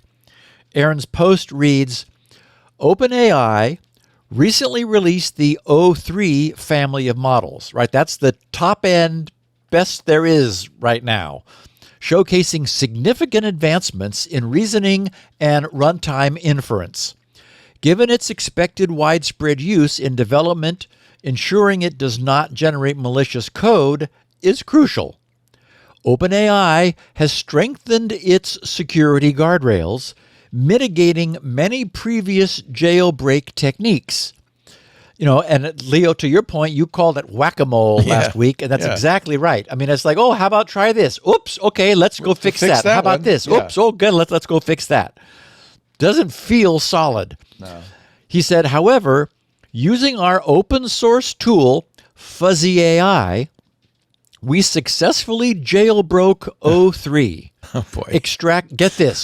Extracting detailed instructions on injecting code into LSASS.exe, including a breakdown of the obstacles involved, ultimately leading to functional exploit code. Oh, my God. Okay, now LSASS always shows up in any list of running Windows processes. I know. I've Googled it saying, what the hell is this? LSASS stands for Local Security Authority Subsystem Service.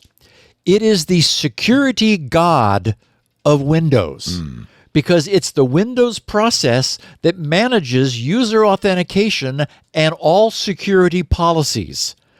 Being able to inject attack code into that process would create the mother of all privilege escalation and restriction bypasses. And these guys tricked ChatGPT's latest and most powerful code-generating O3 model to write the code to do just that. Which on the one hand is extremely impressive. Right? Like, wow, it wrote the code. Wow. I mean, On the other hand, it is it's extremely impressive, depressing. but it's also very worrisome. Yes. Right. He said, while AI security is improving, our findings indicate that vulnerabilities still exist, highlighting the need for further safeguards. We've opened a Discord community for our open source tool. You're welcome to join.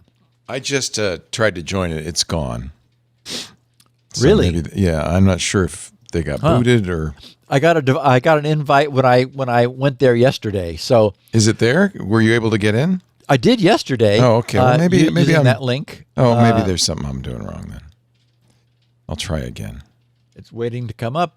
And yep, I got good. Invalid invite. Yeah, that's what This I got. Invite Yeah. may be expired, or you might not have permission to join. Right. Yep. That's what I got. So probably and it was a LinkedIn obscured link, which I de-LinkedInified. So but you can also go to his GitHub page. It's github.com/cyberark, CYBERARK, and then look for the project Fuzzy AI. And in fact, it might be that if you go there, you'll find the Discord invite. Anyway, the Fuzzy AI GitHub page says, the Fuzzy AI Fuzzer is a powerful tool for automated LLM fuzzing. It's designed to help developers and security researchers identify jailbreaks and mitigate potential security vulnerabilities in their LLM APIs. It features comprehensive fuzzing techniques, leverage mutation-based, generation-based, and intelligent fuzzing, built-in input generation, generate valid and invalid inputs for exhaustive testing, seamless integration, easily incorporate into your development and testing workflows, and extensible architecture. Customize and expand the fuzzer to meet your unique requirements. And it supports Anthropic's Claude, OpenAI's GPT-4o, Gemini's Gemini Pro, Azure's GPT-4 and GPT 3.5 Turbo, Bedrock that has Claude, AI21's Jamba, DeepSeek's both V3 and V1, and Olama, and both Llama and Dolphin Llama. So this sort of research and experimentation is exactly what is needed. So a big bravo to CyberArk. And Leo, it feels to me as though the problem is inherently intractable, and I'm sure this is a major source of anxiety for AI developers.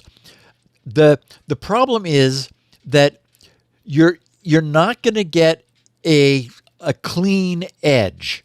You're not going to be able to create a clean boundary, so that if my point is, in order to prevent these things from answering questions you don't want them to, from generating code you don't want them to, you're going to have to so restrict them that they are no longer able to answer questions you do want them to and generate code you would like them to be able to do. Because there just isn't what's the boundary between something malicious and not? It's sort of your view, right? It's, one person's malicious code is another person's requirement for solving a problem in IT. Right. So, we're dealing with fuzzy definitions. It's very subjective. And when your definitions are fuzzy, how can you expect the AI to make it that determination? Right. All you can do is give it a list of words and things. That's really all they're doing is saying, if somebody says TMN square, make sure you don't say anything about that.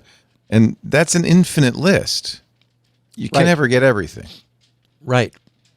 And in and fact, you can get around it. What is fuzzing? So fuzzing in this context, is it the same as fuzzing in other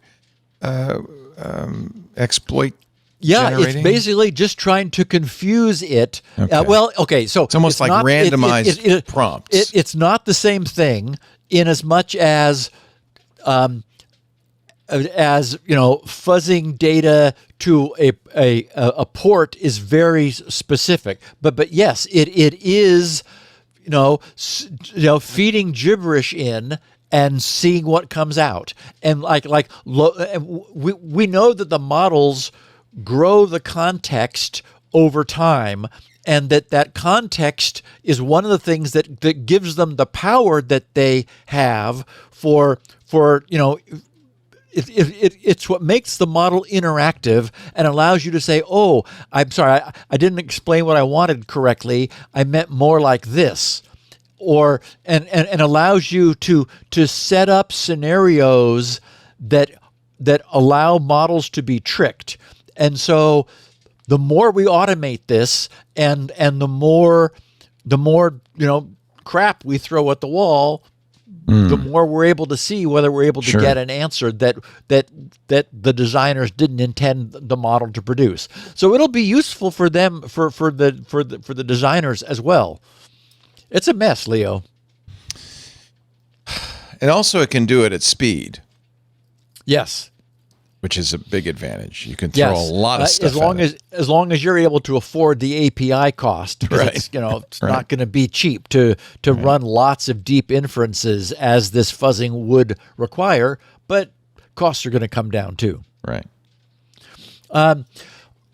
Next page is something that I'm very excited to share. I like this. Oh, I like this. Okay.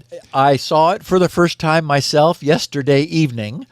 It is a screenshot of GRC's DNS benchmark, which is the first ever simultaneous multi-protocol Look at this benchmark of name servers showing DNS over HTTPS, DNS over TLS, IPv4, and IPv6 name servers, all being benchmarked at once and with their performance compared against each other.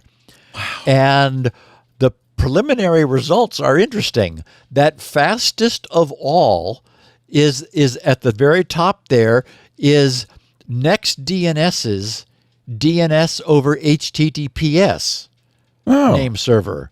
Well, that's what I use. But you have to be using HTTPS, so you have to be using DNS over HTTPS. Okay. So you'd need to configure your web browser to do that. My guess is it's fastest because it's not being heavily used yet. No one's using it. Yeah. Yeah. And then in the number 2 place, you'll notice under the bars at the top it says determining ownership. Yeah. That's still old code. What the benchmark always used to just resolve IP addresses. So there's a system called sender base that allows you to give it an IP and look up the owner of that IP space. Well, that's not widely supported for URL-based name servers, which is what DOH and DOT are.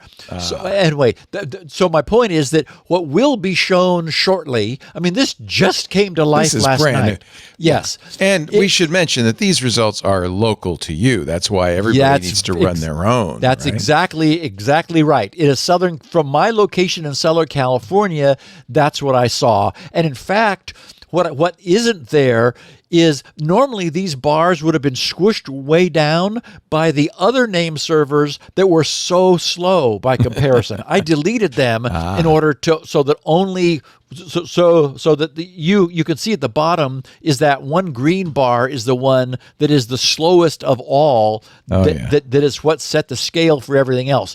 Anyway, the second one from the top is Quad 9s. I see Quad 1 and Quad 9. Yeah.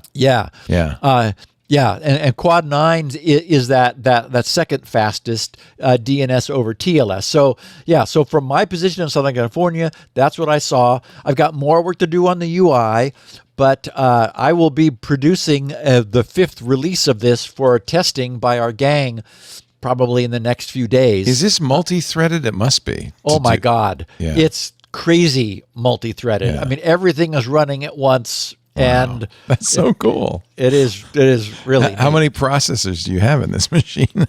It'll run multi-thread. Remember, everything's in assembler. It's still only 100. It's only a couple hundred K because it is super efficient. And actually, doing DNS queries is not time consuming. Sure. It's just sending a short packet out and then timing how long it takes for it to come back. Yeah. So, yeah, it's a massively parallel application. Oh, that's awesome. But it's starting to come to life. So anyway, I'm very, very happy to be able to share that and show it, and I'll get it done. Yay. Okay, we're going to now talk about the hidden fact of ransomware attacks in K through 12 schools in the U.S. I don't know whether or not it would come as a surprise that hiding school cyber attacks is a thing. It might come as a surprise that it's actually a job description. Really? It is. There are people whose job description is hiding school cyber attacks, and they're being paid to do it. So exactly 1 week ago, last Tuesday, the website of an organization called The 74 published an eye-opening piece of investigative journalism that I knew would make a terrific topic for the podcast. As I said at the top of the show, 74 stands for 74 million, which is the number of American school-age children being educated from kindergarten through high school in the U.S. The 74's Code of Reporting Ethics states, the 74 is a nonprofit, nonpartisan national news organization covering K through 12 education. The organization's mission is to spotlight innovative thinking and models that are helping students succeed, to cover and analyze education policy and politics, and to use journalism to challenge the conditions that deny too many children access to a quality education. The 74 is committed to reporting stories without fear or favor about what is working well for students and families, and to expose and hold accountable the systems that are failing them. And I took some time browsing around there, and it looks like a neat organization. So, last Tuesday, this group published a story titled, Kept in the Dark. Meet the hired guns who make sure school cyber attacks stay hidden. Here's what they reported. They said, an investigation by the 74 shows that while schools have faced an onslaught of cyber attacks since the pandemic disrupted education nationwide 5 years ago, district leaders across the country have employed a pervasive pattern of obfuscation that leaves the real victims in the dark. An in-depth analysis chronicling more than 300 school cyber attacks over the past 5 years reveals the degree to which school leaders in virtually every state repeatedly provide false assurances to students, parents, and staff about the security of their sensitive information. At the same time, consultants and lawyers steer privileged investigations which keep key details hidden from the public. In more than 24 cases, educators were forced to backtrack months and in some cases more than a year later after telling their communities that sensitive information, which included in part special education accommodations, mental health challenges, and student sexual misconduct reports, that had not been exposed. While many school officials offered evasive storylines, others refused to acknowledge basic details about cyber attacks and their effects on individuals, even after the hackers made student and teacher information public. The hollowness in schools' messaging is no coincidence, because the first people alerted following a school cyber attack are generally neither the public nor the police. district incident response plans place insurance companies and their phalanxes of privacy attorneys first. They take over the response with a focus on limiting schools' exposure to lawsuits by aggrieved parents or employees. Attorneys, often employed by just a handful of law firms, dubbed breach mills by one law professor for their massive caseloads, hire forensic cyber analysts, crisis communicators, and ransom negotiators on schools' behalf, immediately placing the discussions under the shield of attorney-client privilege. Data privacy compliance is a growth industry for these specialized lawyers who work to control the narrative. As a result, students, families, and district employees whose personal data was published online, from their financial and medical information to traumatic events in young people's lives, are left clueless about their exposure and risks to identity theft, fraud, and other forms of online exploitation. Told sooner, they could have taken steps to protect themselves. Similarly, the public is often unaware when school officials quietly agree in closed-door meetings to pay the cyber gangs ransom demands in order to recover their files and unlock their computer systems. Research suggests that the surge in incidents has been fueled, at least in part, by insurers' willingness to pay.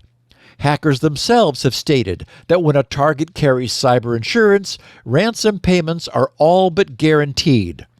In 2023, there were 121 ransomware attacks on U.S. K-12 schools and colleges, according to Cyberattacks, a consumer-focused cybersecurity website whose researchers acknowledge that the number is an undercount.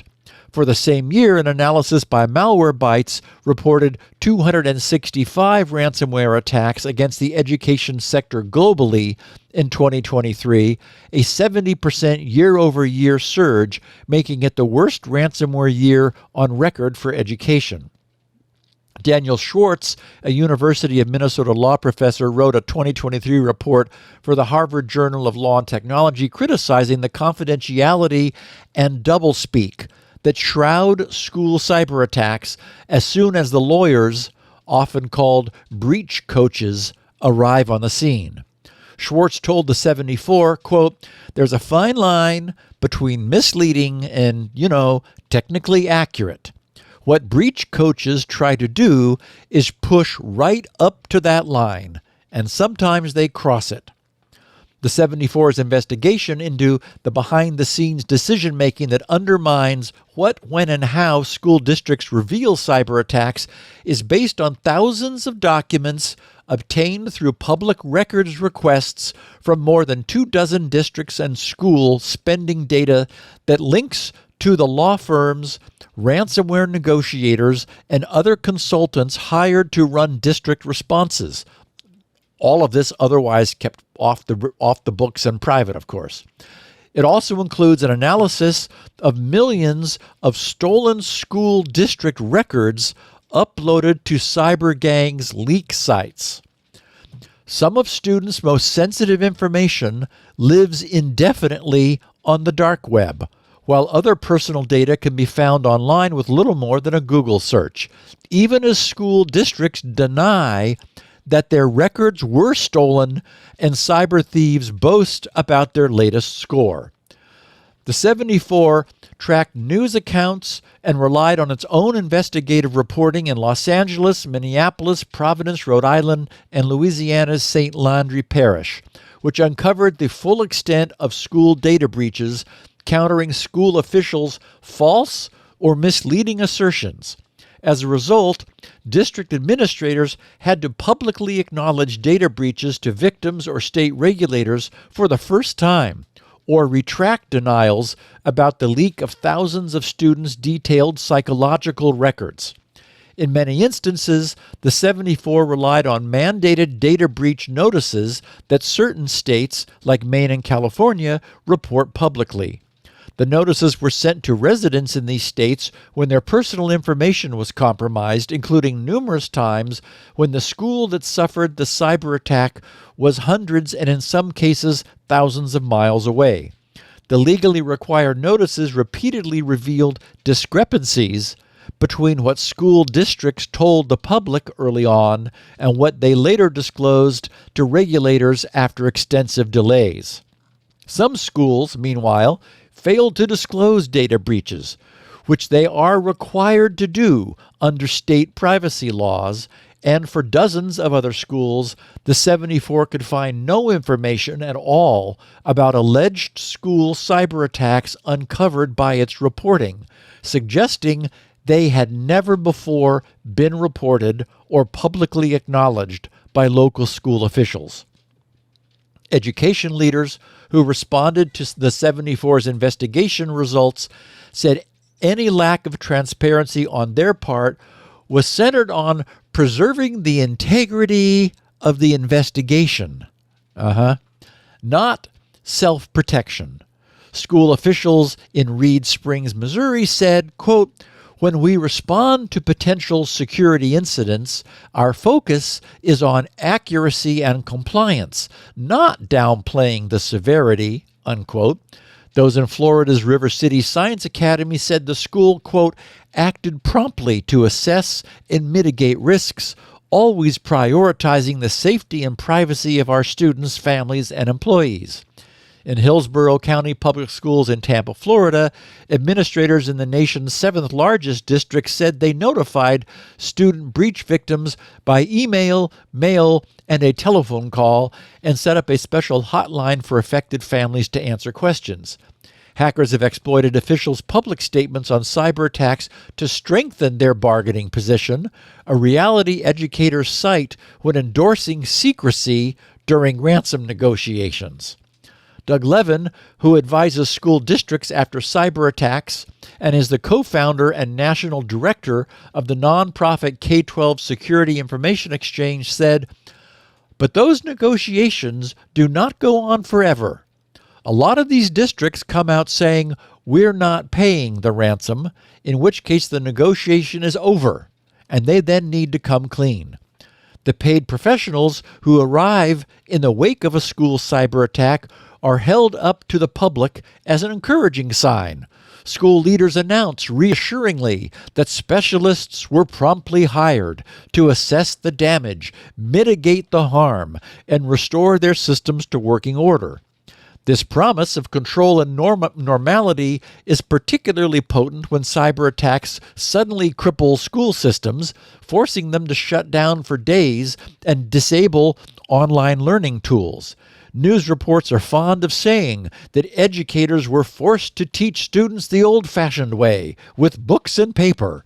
But what isn't as apparent to students, parents, and district employees is that these individuals are not there to protect them, but to protect schools from them." And Leo, let's take our final break, and then I'm going to finish with this and then discuss it a little bit. Okay, good. It's a little upsetting. Yeah, But, it is going on behind the scenes and, deliberately obscured. yeah. We'll talk more in just a bit. But first, a word from 1Password. A little question for you, purely rhetorical, because I think you know the answer and I know the answer. Do your end users, those wonderful people working in your building, do they always work on company-owned devices? Sure, right? And IT-approved apps. Yeah, they never bring their phone in or their laptop. They never have a Plex server running. I didn't think so. So how do you keep your company's data safe when it's sitting on all those unmanaged devices, running those unmanaged apps? Well, that's why 1Password is here. Extended Access Management, something brand new from 1Password. 1Password Extended Access Management helps you secure every sign-in for every app on every device, because it solves problems traditional IAM and MDM just can't touch. Imagine your company's security like the quad of a college campus. There are nice brick paths between the buildings. Those are the company-owned devices, the IT-approved apps, the managed employee identities. It's all peaceful kingdom. And then there are the paths people actually use, the shortcuts worn through the grass that are actually the straightest line from point A to point B. Unmanaged devices, shadow IT apps, the non-employee identities like contractors on your network. Most security tools only work on the happy little brick paths, but many security problems occur on the shortcuts. 1Password Extended Access Management is the first security solution that brings all these unmanaged apps, devices, and identities under your control. It ensures that every user credential is strong and protected, every device is known and healthy, and every app is visible. 1Password is ISO 27001 certified with regular third-party audits. It exceeds the standards set by various authorities. It's a leader in security, and it's security for the way we work today. 1Password Extended Access Management is now generally available to companies that use Okta or Microsoft Entra. They're in beta for Google Workspace customers. You can try it right now. Secure every app, device, and identity, even the unmanaged ones, at 1password.com /security now, all lowercase. That's the number 1Password, PASSWORD.com. And don't forget this is very important, /security now. That's how they know you saw it here. 1Password.com /security now. We thank him so much for supporting Steve and the good work he's doing here at Security Now. And you support us too by using that address, 1Password.com /security now. Steve? So when the Medusa ransomware gang attacked Minneapolis public schools in February 23, it stole reams of sensitive information and demanded $4.5 million in Bitcoin in exchange for not leaking it. District officials had a lawyer at Mullen Coughlin notify the FBI. So at the same time, officials were not acknowledging publicly that they had been hit by a ransomware attack, their attorneys were telling federal law enforcement that the district immediately determined its network had been encrypted, promptly identified Medusa as the culprit, and within a day had its, quote, third-party forensics investigation firm communicating with the gang regarding the ransom. Mullen Coughlin then told the FBI that it was leading a privileged investigation into the attack and that the school and at the school district's request, quote, all questions, communication, and requests in connection with this notification should be directed to the law firm. Mullen Coughlin did not respond to requests for comment. Minneapolis school officials would wait 7 months before notifying more than 100,000 people that their sensitive files were exposed, including documents detailing campus rape cases, child abuse inquiries, student mental health crises, and suspension reports. As of December 1st, all schools in Minnesota are now required to report cyber attacks to the state, but that information will be anonymous and not shared with the public. One district took such a hands-off approach, leaving cyber attack recovery to the consultant's discretion, that they were left out of the loop and forced to later issue an apology. When an April 23 letter to Camden educators arrived 13 months after a ransomware attack, it caused alarm. An administrator had to assure employees that the New Jersey district wasn't the target of a second attack. The letter was about the one more than a year ago. The attorneys had sent out notices after a significant delay and without the school's knowledge. Other school leaders said when they were in the throes of a full-blown cyber crisis and ill-equipped to fight off cyber criminals on their own, law enforcement was not of much use, and insurers and outside consultants were often their best option. Ron Ringelstein, the executive director of technology at the Yorkville, Illinois School District, said, in terms of how law enforcement can help you out, there's really not a whole lot that can be done, to be honest, unquote. When the district was hit by a cyber attack prior to the pandemic, he said in a report, the FBI went nowhere. Instead, district administrators turned to their insurance company, which connected them to a breach coach, who then led all aspects of the incident response under attorney-client privilege.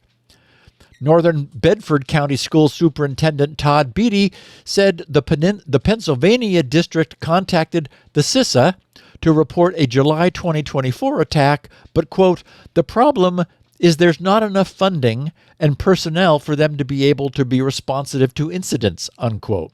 And too many incidents. Meanwhile, John Van Wagener, the school superintendent in Traverse City, Michigan, claims insurance companies and third-party lawyers often leave district officials in the dark, too. Their insurance company presented school officials with a choice of several cybersecurity firms they could hire to recover from a March 2024 attack. Van Wagener said, but he, quote, didn't know where to go to vet if they were any good or not, unquote. He said it had been a community member, not a paid consultant, who first alerted district officials to the extent of the massive breach that forced school closures and involved 1.2 terabytes of stolen data. Breach notices and other incident response records obtained by the 74 show that a small group of law firms play an outsized role in school cyber attack recovery efforts throughout the country.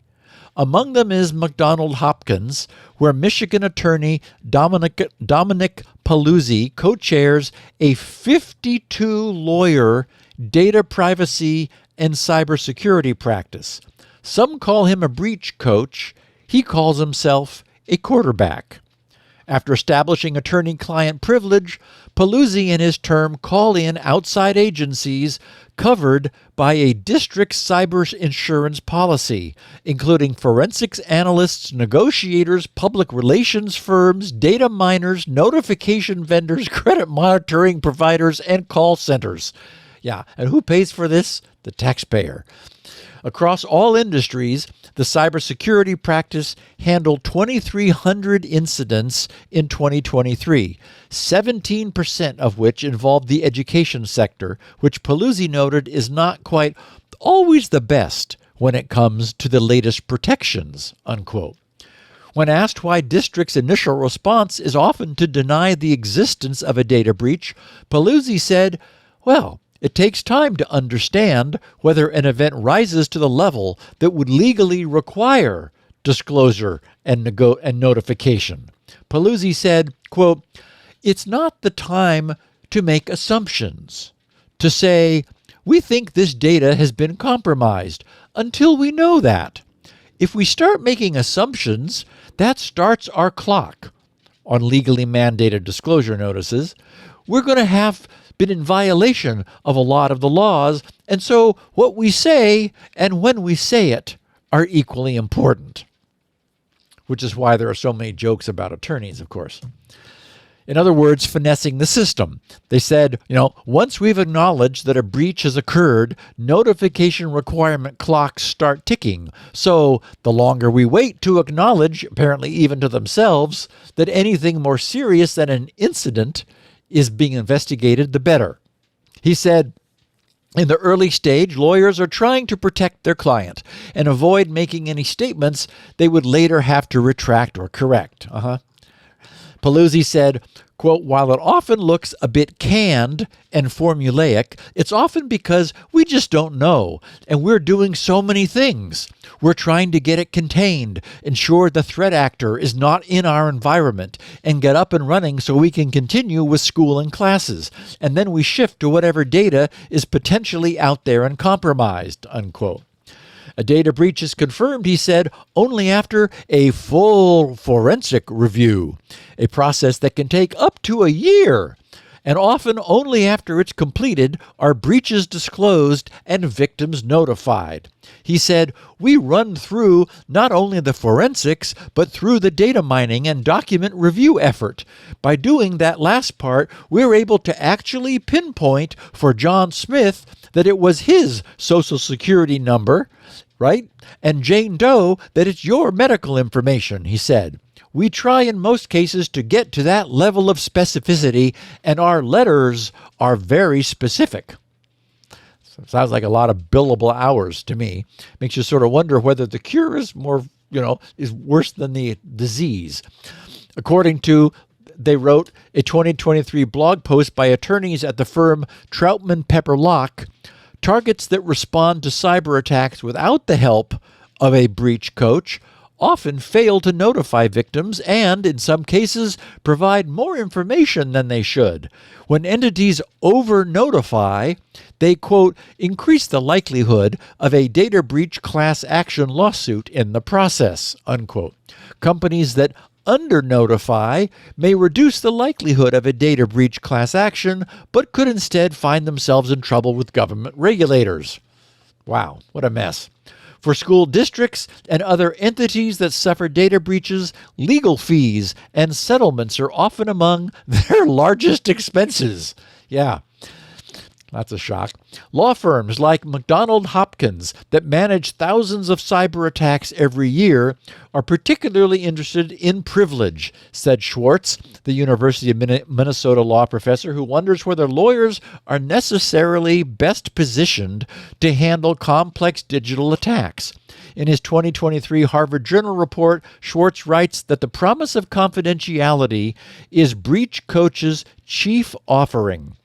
The report argues that by inflating the importance of attorney-client privilege, lawyers are able to retain their primacy in the ever-growing and lucrative cyber incident response sector. Similarly, he said, lawyers' emphasis on reducing payouts to parents who sue overstates schools' actual exposure and is another way to promote themselves as providing a tremendous amount of value by limiting the risk of liability by providing a shield. Their efforts to lock down information and avoid paper trails, he wrote, ultimately undermine the long-term cybersecurity of their clients and society more broadly. School cyber attacks have led to the widespread release of records that heighten the risk of identity theft for students and staff and trigger data breach notification laws that typically center on preventing fraud. Yet files obtained by the 73 show school cyber attacks carry particularly devastating consequences for the nation's most vulnerable youth. Records about sexual abuse, domestic violence, and other traumatic childhood experiences are found to be at the center of leaks, and hackers have leveraged these files in particular to coerce payments. In Somerset, Massachusetts, a hacker using an encrypted email service extorted school officials with details of past sexual misconduct allegations during a school show choir event. The accusations were investigated by local police and no charges were filed.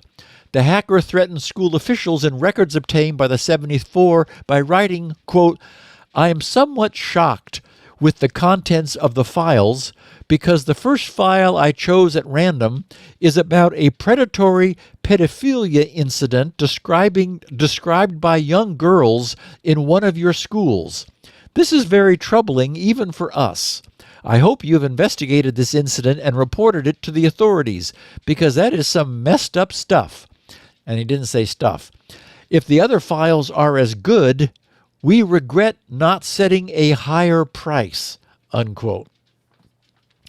Danielle Citron, a University of Virginia law professor, argues that a lack of legal protections around intimate data leaves victims open to further exploitation. She notes that the exposure of intimate records presents a situation where vulnerable kids are being disadvantaged again by weak data security. And of course, keeping all of this secret and in the dark doesn't improve data security. Danielle said, it's not just that you have a leak of information, but the leak then leads to online abuse and torment. Meanwhile, in Minneapolis, an educator reported that someone withdrew more than $26,000 from their bank account after the district got hacked. In Glendale, California, more than 230 educators were required to verify their identity with the IRS after someone filed their taxes fraudulently. In Albuquerque, where school officials said they prevented hackers from acquiring students' personal information, a parent reported being contacted by the hackers who placed a strange call demanding money for ransoming their child. Nationwide, 135 state laws are devoted to student privacy, yet they are all unfunded mandates with no enforcement. all 50 states have laws that require businesses and government entities to notify victims when their personal information has been compromised, but the rules vary widely, including definitions of what constitutes a breach, the types of records that are covered, the speed at which consumers must be informed, and the degree to which the information is shared with the general public. It's a regulatory environment that breach coach Anthony Hendricks with the Oklahoma City law firm Crow and Dunlevy calls the multiverse of madness. Hendricks said, quote, "It's like you're living in different privacy realities based on the state you live in," unquote. He said federal cybersecurity rules could provide a level playing field for data breach victims who have fewer protections because they live in a certain state. By 2026, proposed federal rules could require schools with more than 1,000 students to report cyber attacks to CISA.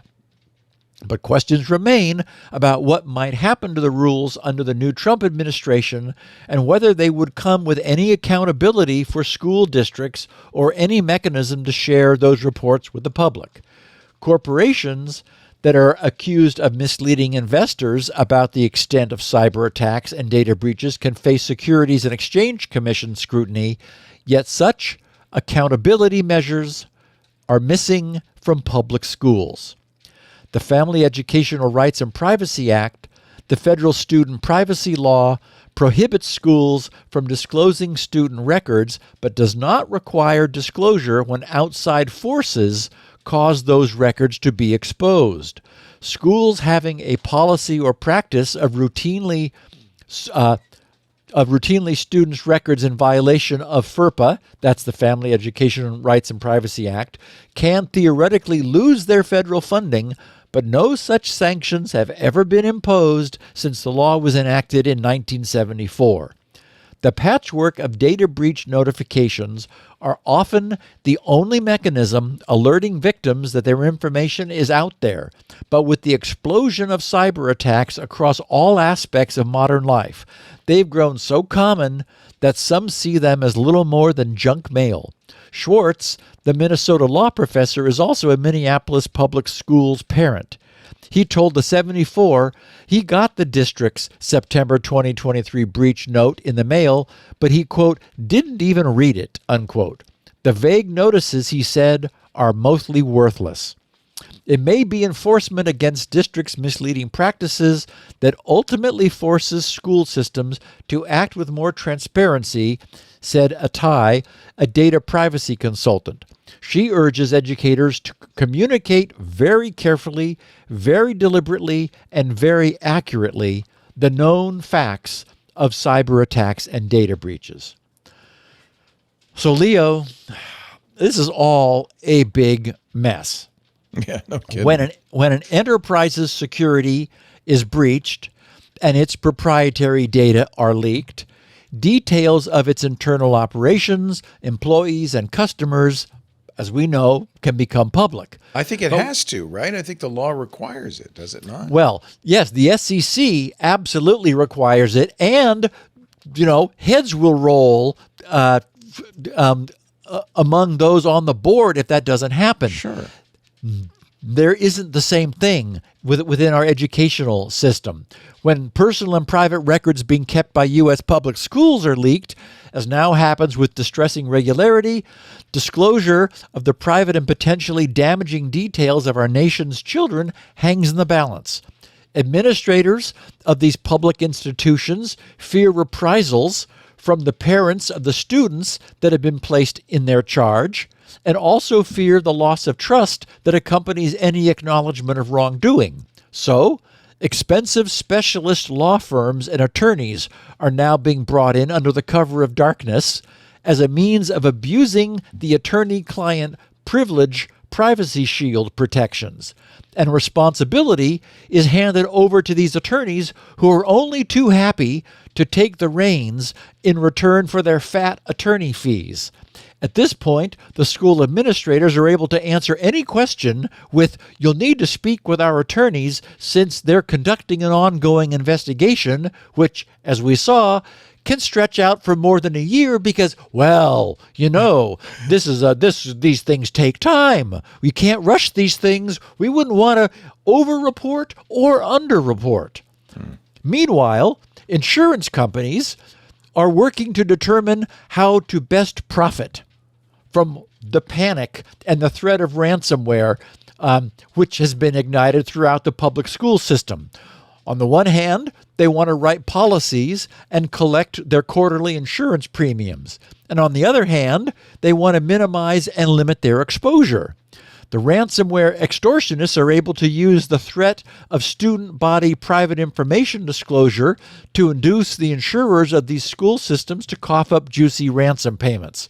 So it's always useful when we're able to examine the facts and find some way to see that things will somehow get better. But I'm at a loss here, as I said at the top. Ultimately, taxpayer money is being funneled into the wallets of cyber criminals from insurance companies by way of our nation's public school systems. And I can't see, any functional mechanism for holding anyone accountable. So why would we expect any of this to change? Well, I think you can. You do the same thing the SEC does with public corporations. You do it with schools, with public schools anyway. You can't do it with private schools, probably. Heads roll? You pass a law. So this is a data breach, and the subjects of the data breach have the right to know that their information's been compromised. So it sounds you're required like to next disclose. year that there will be some federal legislation that may pass. You just need expansive data breach legislation that says anytime there's a data breach, you have 2 weeks to reveal it to the people who were the subject of the breach. And you can't leave it up to the states because, as these guys said, it is an absolute disaster patchwork. It's just a quilt of overlapping and contradictory regulations. Yeah. But I think you could have a comprehensive federal data breach law, absolutely, and that's what you need. And we don't yet. No. But there are a lot of things Congress needs to do. It's very busy right now, and it's got to get to work. So I won't hold my breath for that one. Steve, as always, great show, always interesting, full of good information, kind of a must-listen for anybody. I almost said for anybody who works in security, but really everybody should hear. Thank you so much for doing this job. We do this show every Tuesday, right after Mac Break Weekly, which usually comes around 1:30 to 2 p.m. Pacific, 5 p.m. Eastern, 2200 UTC. There are 8 ways to watch it live. Thanks to the club, you can watch it in Club Twit Discord if you're a member. That's a great way to watch. Or on YouTube, on Twitch, on Kick, X.com, TikTok, LinkedIn, or Facebook. You take your pick. But honestly, most people don't watch live because why watch live when you can download a copy of the show and listen at your leisure or watch at your leisure? Steve has a couple of versions on his website that are unique. We've mentioned the 16 kilobit audio version. He also has a 64 kilobit audio version, and that's actually a version we stopped putting out, but Steve does have that. He has transcripts, human written transcripts from Elaine Ferris. They're fantastic. Great way to read along or to search every show that's been all 1,012 shows, all there. He has the show notes there, grc.com. Now, while you're at GRC, pick up a copy of SpinRite, the world's best mass storage maintenance, recovery, and performance enhancing utility. Soon, we're going to get that DNS Benchmark Pro, which will be great. That'll all be at grc.com. There's lots of other free stuff there, too, including Shields Up. And you were mentioning Elaine, and there was something that I couldn't remember that I wanted to mention that goes to who she is. She wrote, this was last Friday. She said, Steve, the podcast has been transcribed. It has been proofread, but it's not ready to send because I have a counting problem. Leo speaks 174 times. You speak 172. With Leo beginning and ending, there should be only 1 digit's difference. I can't make this work out. Because she's saying you and I are alternating. We do alternate. You speak 174. She had a count of 172 for me. either you had to be 173 or I had to be 173. She wouldn't let me have the transcript until she figured out And how did she figure it out? She just missed something. I don't know. She sent at so that was at 7:49. At 8:16, she sent, "Hi Steve, fixed it. Whew! I was so worried about the horses that I couldn't concentrate. Once I gave up, I found the problem. Have a good weekend, Elaine." So that's a sanity check she does. In addition to everything else, Yep. she counts the number of times each of us speaks, and they need to match up. One of us might speak one more time than the other, Well, but never you two always more you times. always lead off the podcast. I start and end, So right? so you're going to have one more speaking interval. Actually, you than always I get the am. last word. So I get the first word, you get the last word. That's right, because I say okay or like You say, see ya or "See ya." something. Yeah. It's so funny. Good for you, Elaine. Put a little Easter egg in the transcript this week. Just a little something, just to let us know you're there. You can also get everything Steve has at grc.com, including getting on his mailing list. Now, this actually is a twofer. When you go to grc.com/email, submit your email address. You're then telling Steve, I'm a real person, I'm not a spammer, and you can now email him with thoughts, questions, pictures of the week, that kind of thing. Security now at grc.com. Oh, did I say it wrong? Security? No. Oh, that's the email address. Yes. Yeah. So yes, from then on, you'll be able to email. Right now, if you email securitynow at grc.com without validating, Right. it goes, disappears completely. Now, the other thing, though, is when you do that, you'll see a page, and there are two boxes unchecked because it's opt-in for his newsletters. So if you want to get the show notes, for instance, ahead of time, you can. The show notes are also available for download at grc.com. We have 128 kilobit audio version. No one knows why, but we do. I don't know why. Is it stereo? I don't understand. It's very high quality. We also have a video version. Those are at our website, twit.tv/SN, another place you can download. If you go to that page, you'll also see a link to the YouTube channel. That's the way we encourage you to share clips from the show. If you have a friend that you want to send, hey, did you see the new AI integration in Firefox 135? You could just take that little clip and send it to her. And that would be a cool way of sharing the show. Makes it very easy to do that on YouTube. They have the easiest clipping thing ever. But the best way to get it, probably subscribe in your favorite podcast client, because that way you can be able to get it right away the minute it's available without thinking about it. So you always have the next Security Now ready, queued up on your device. You have your choice between audio and video. All of that, the information for all that is at twit.tv/SN. I think that's everything. I'm taking tomorrow off. I won't be here tomorrow, but I will be back on Sunday for This Week in Tech, and Steve and I will be back next Tuesday for another gripping edition, episode 1013 of Security Now. 1013 it is. See you then, my friend. Bye. Security now.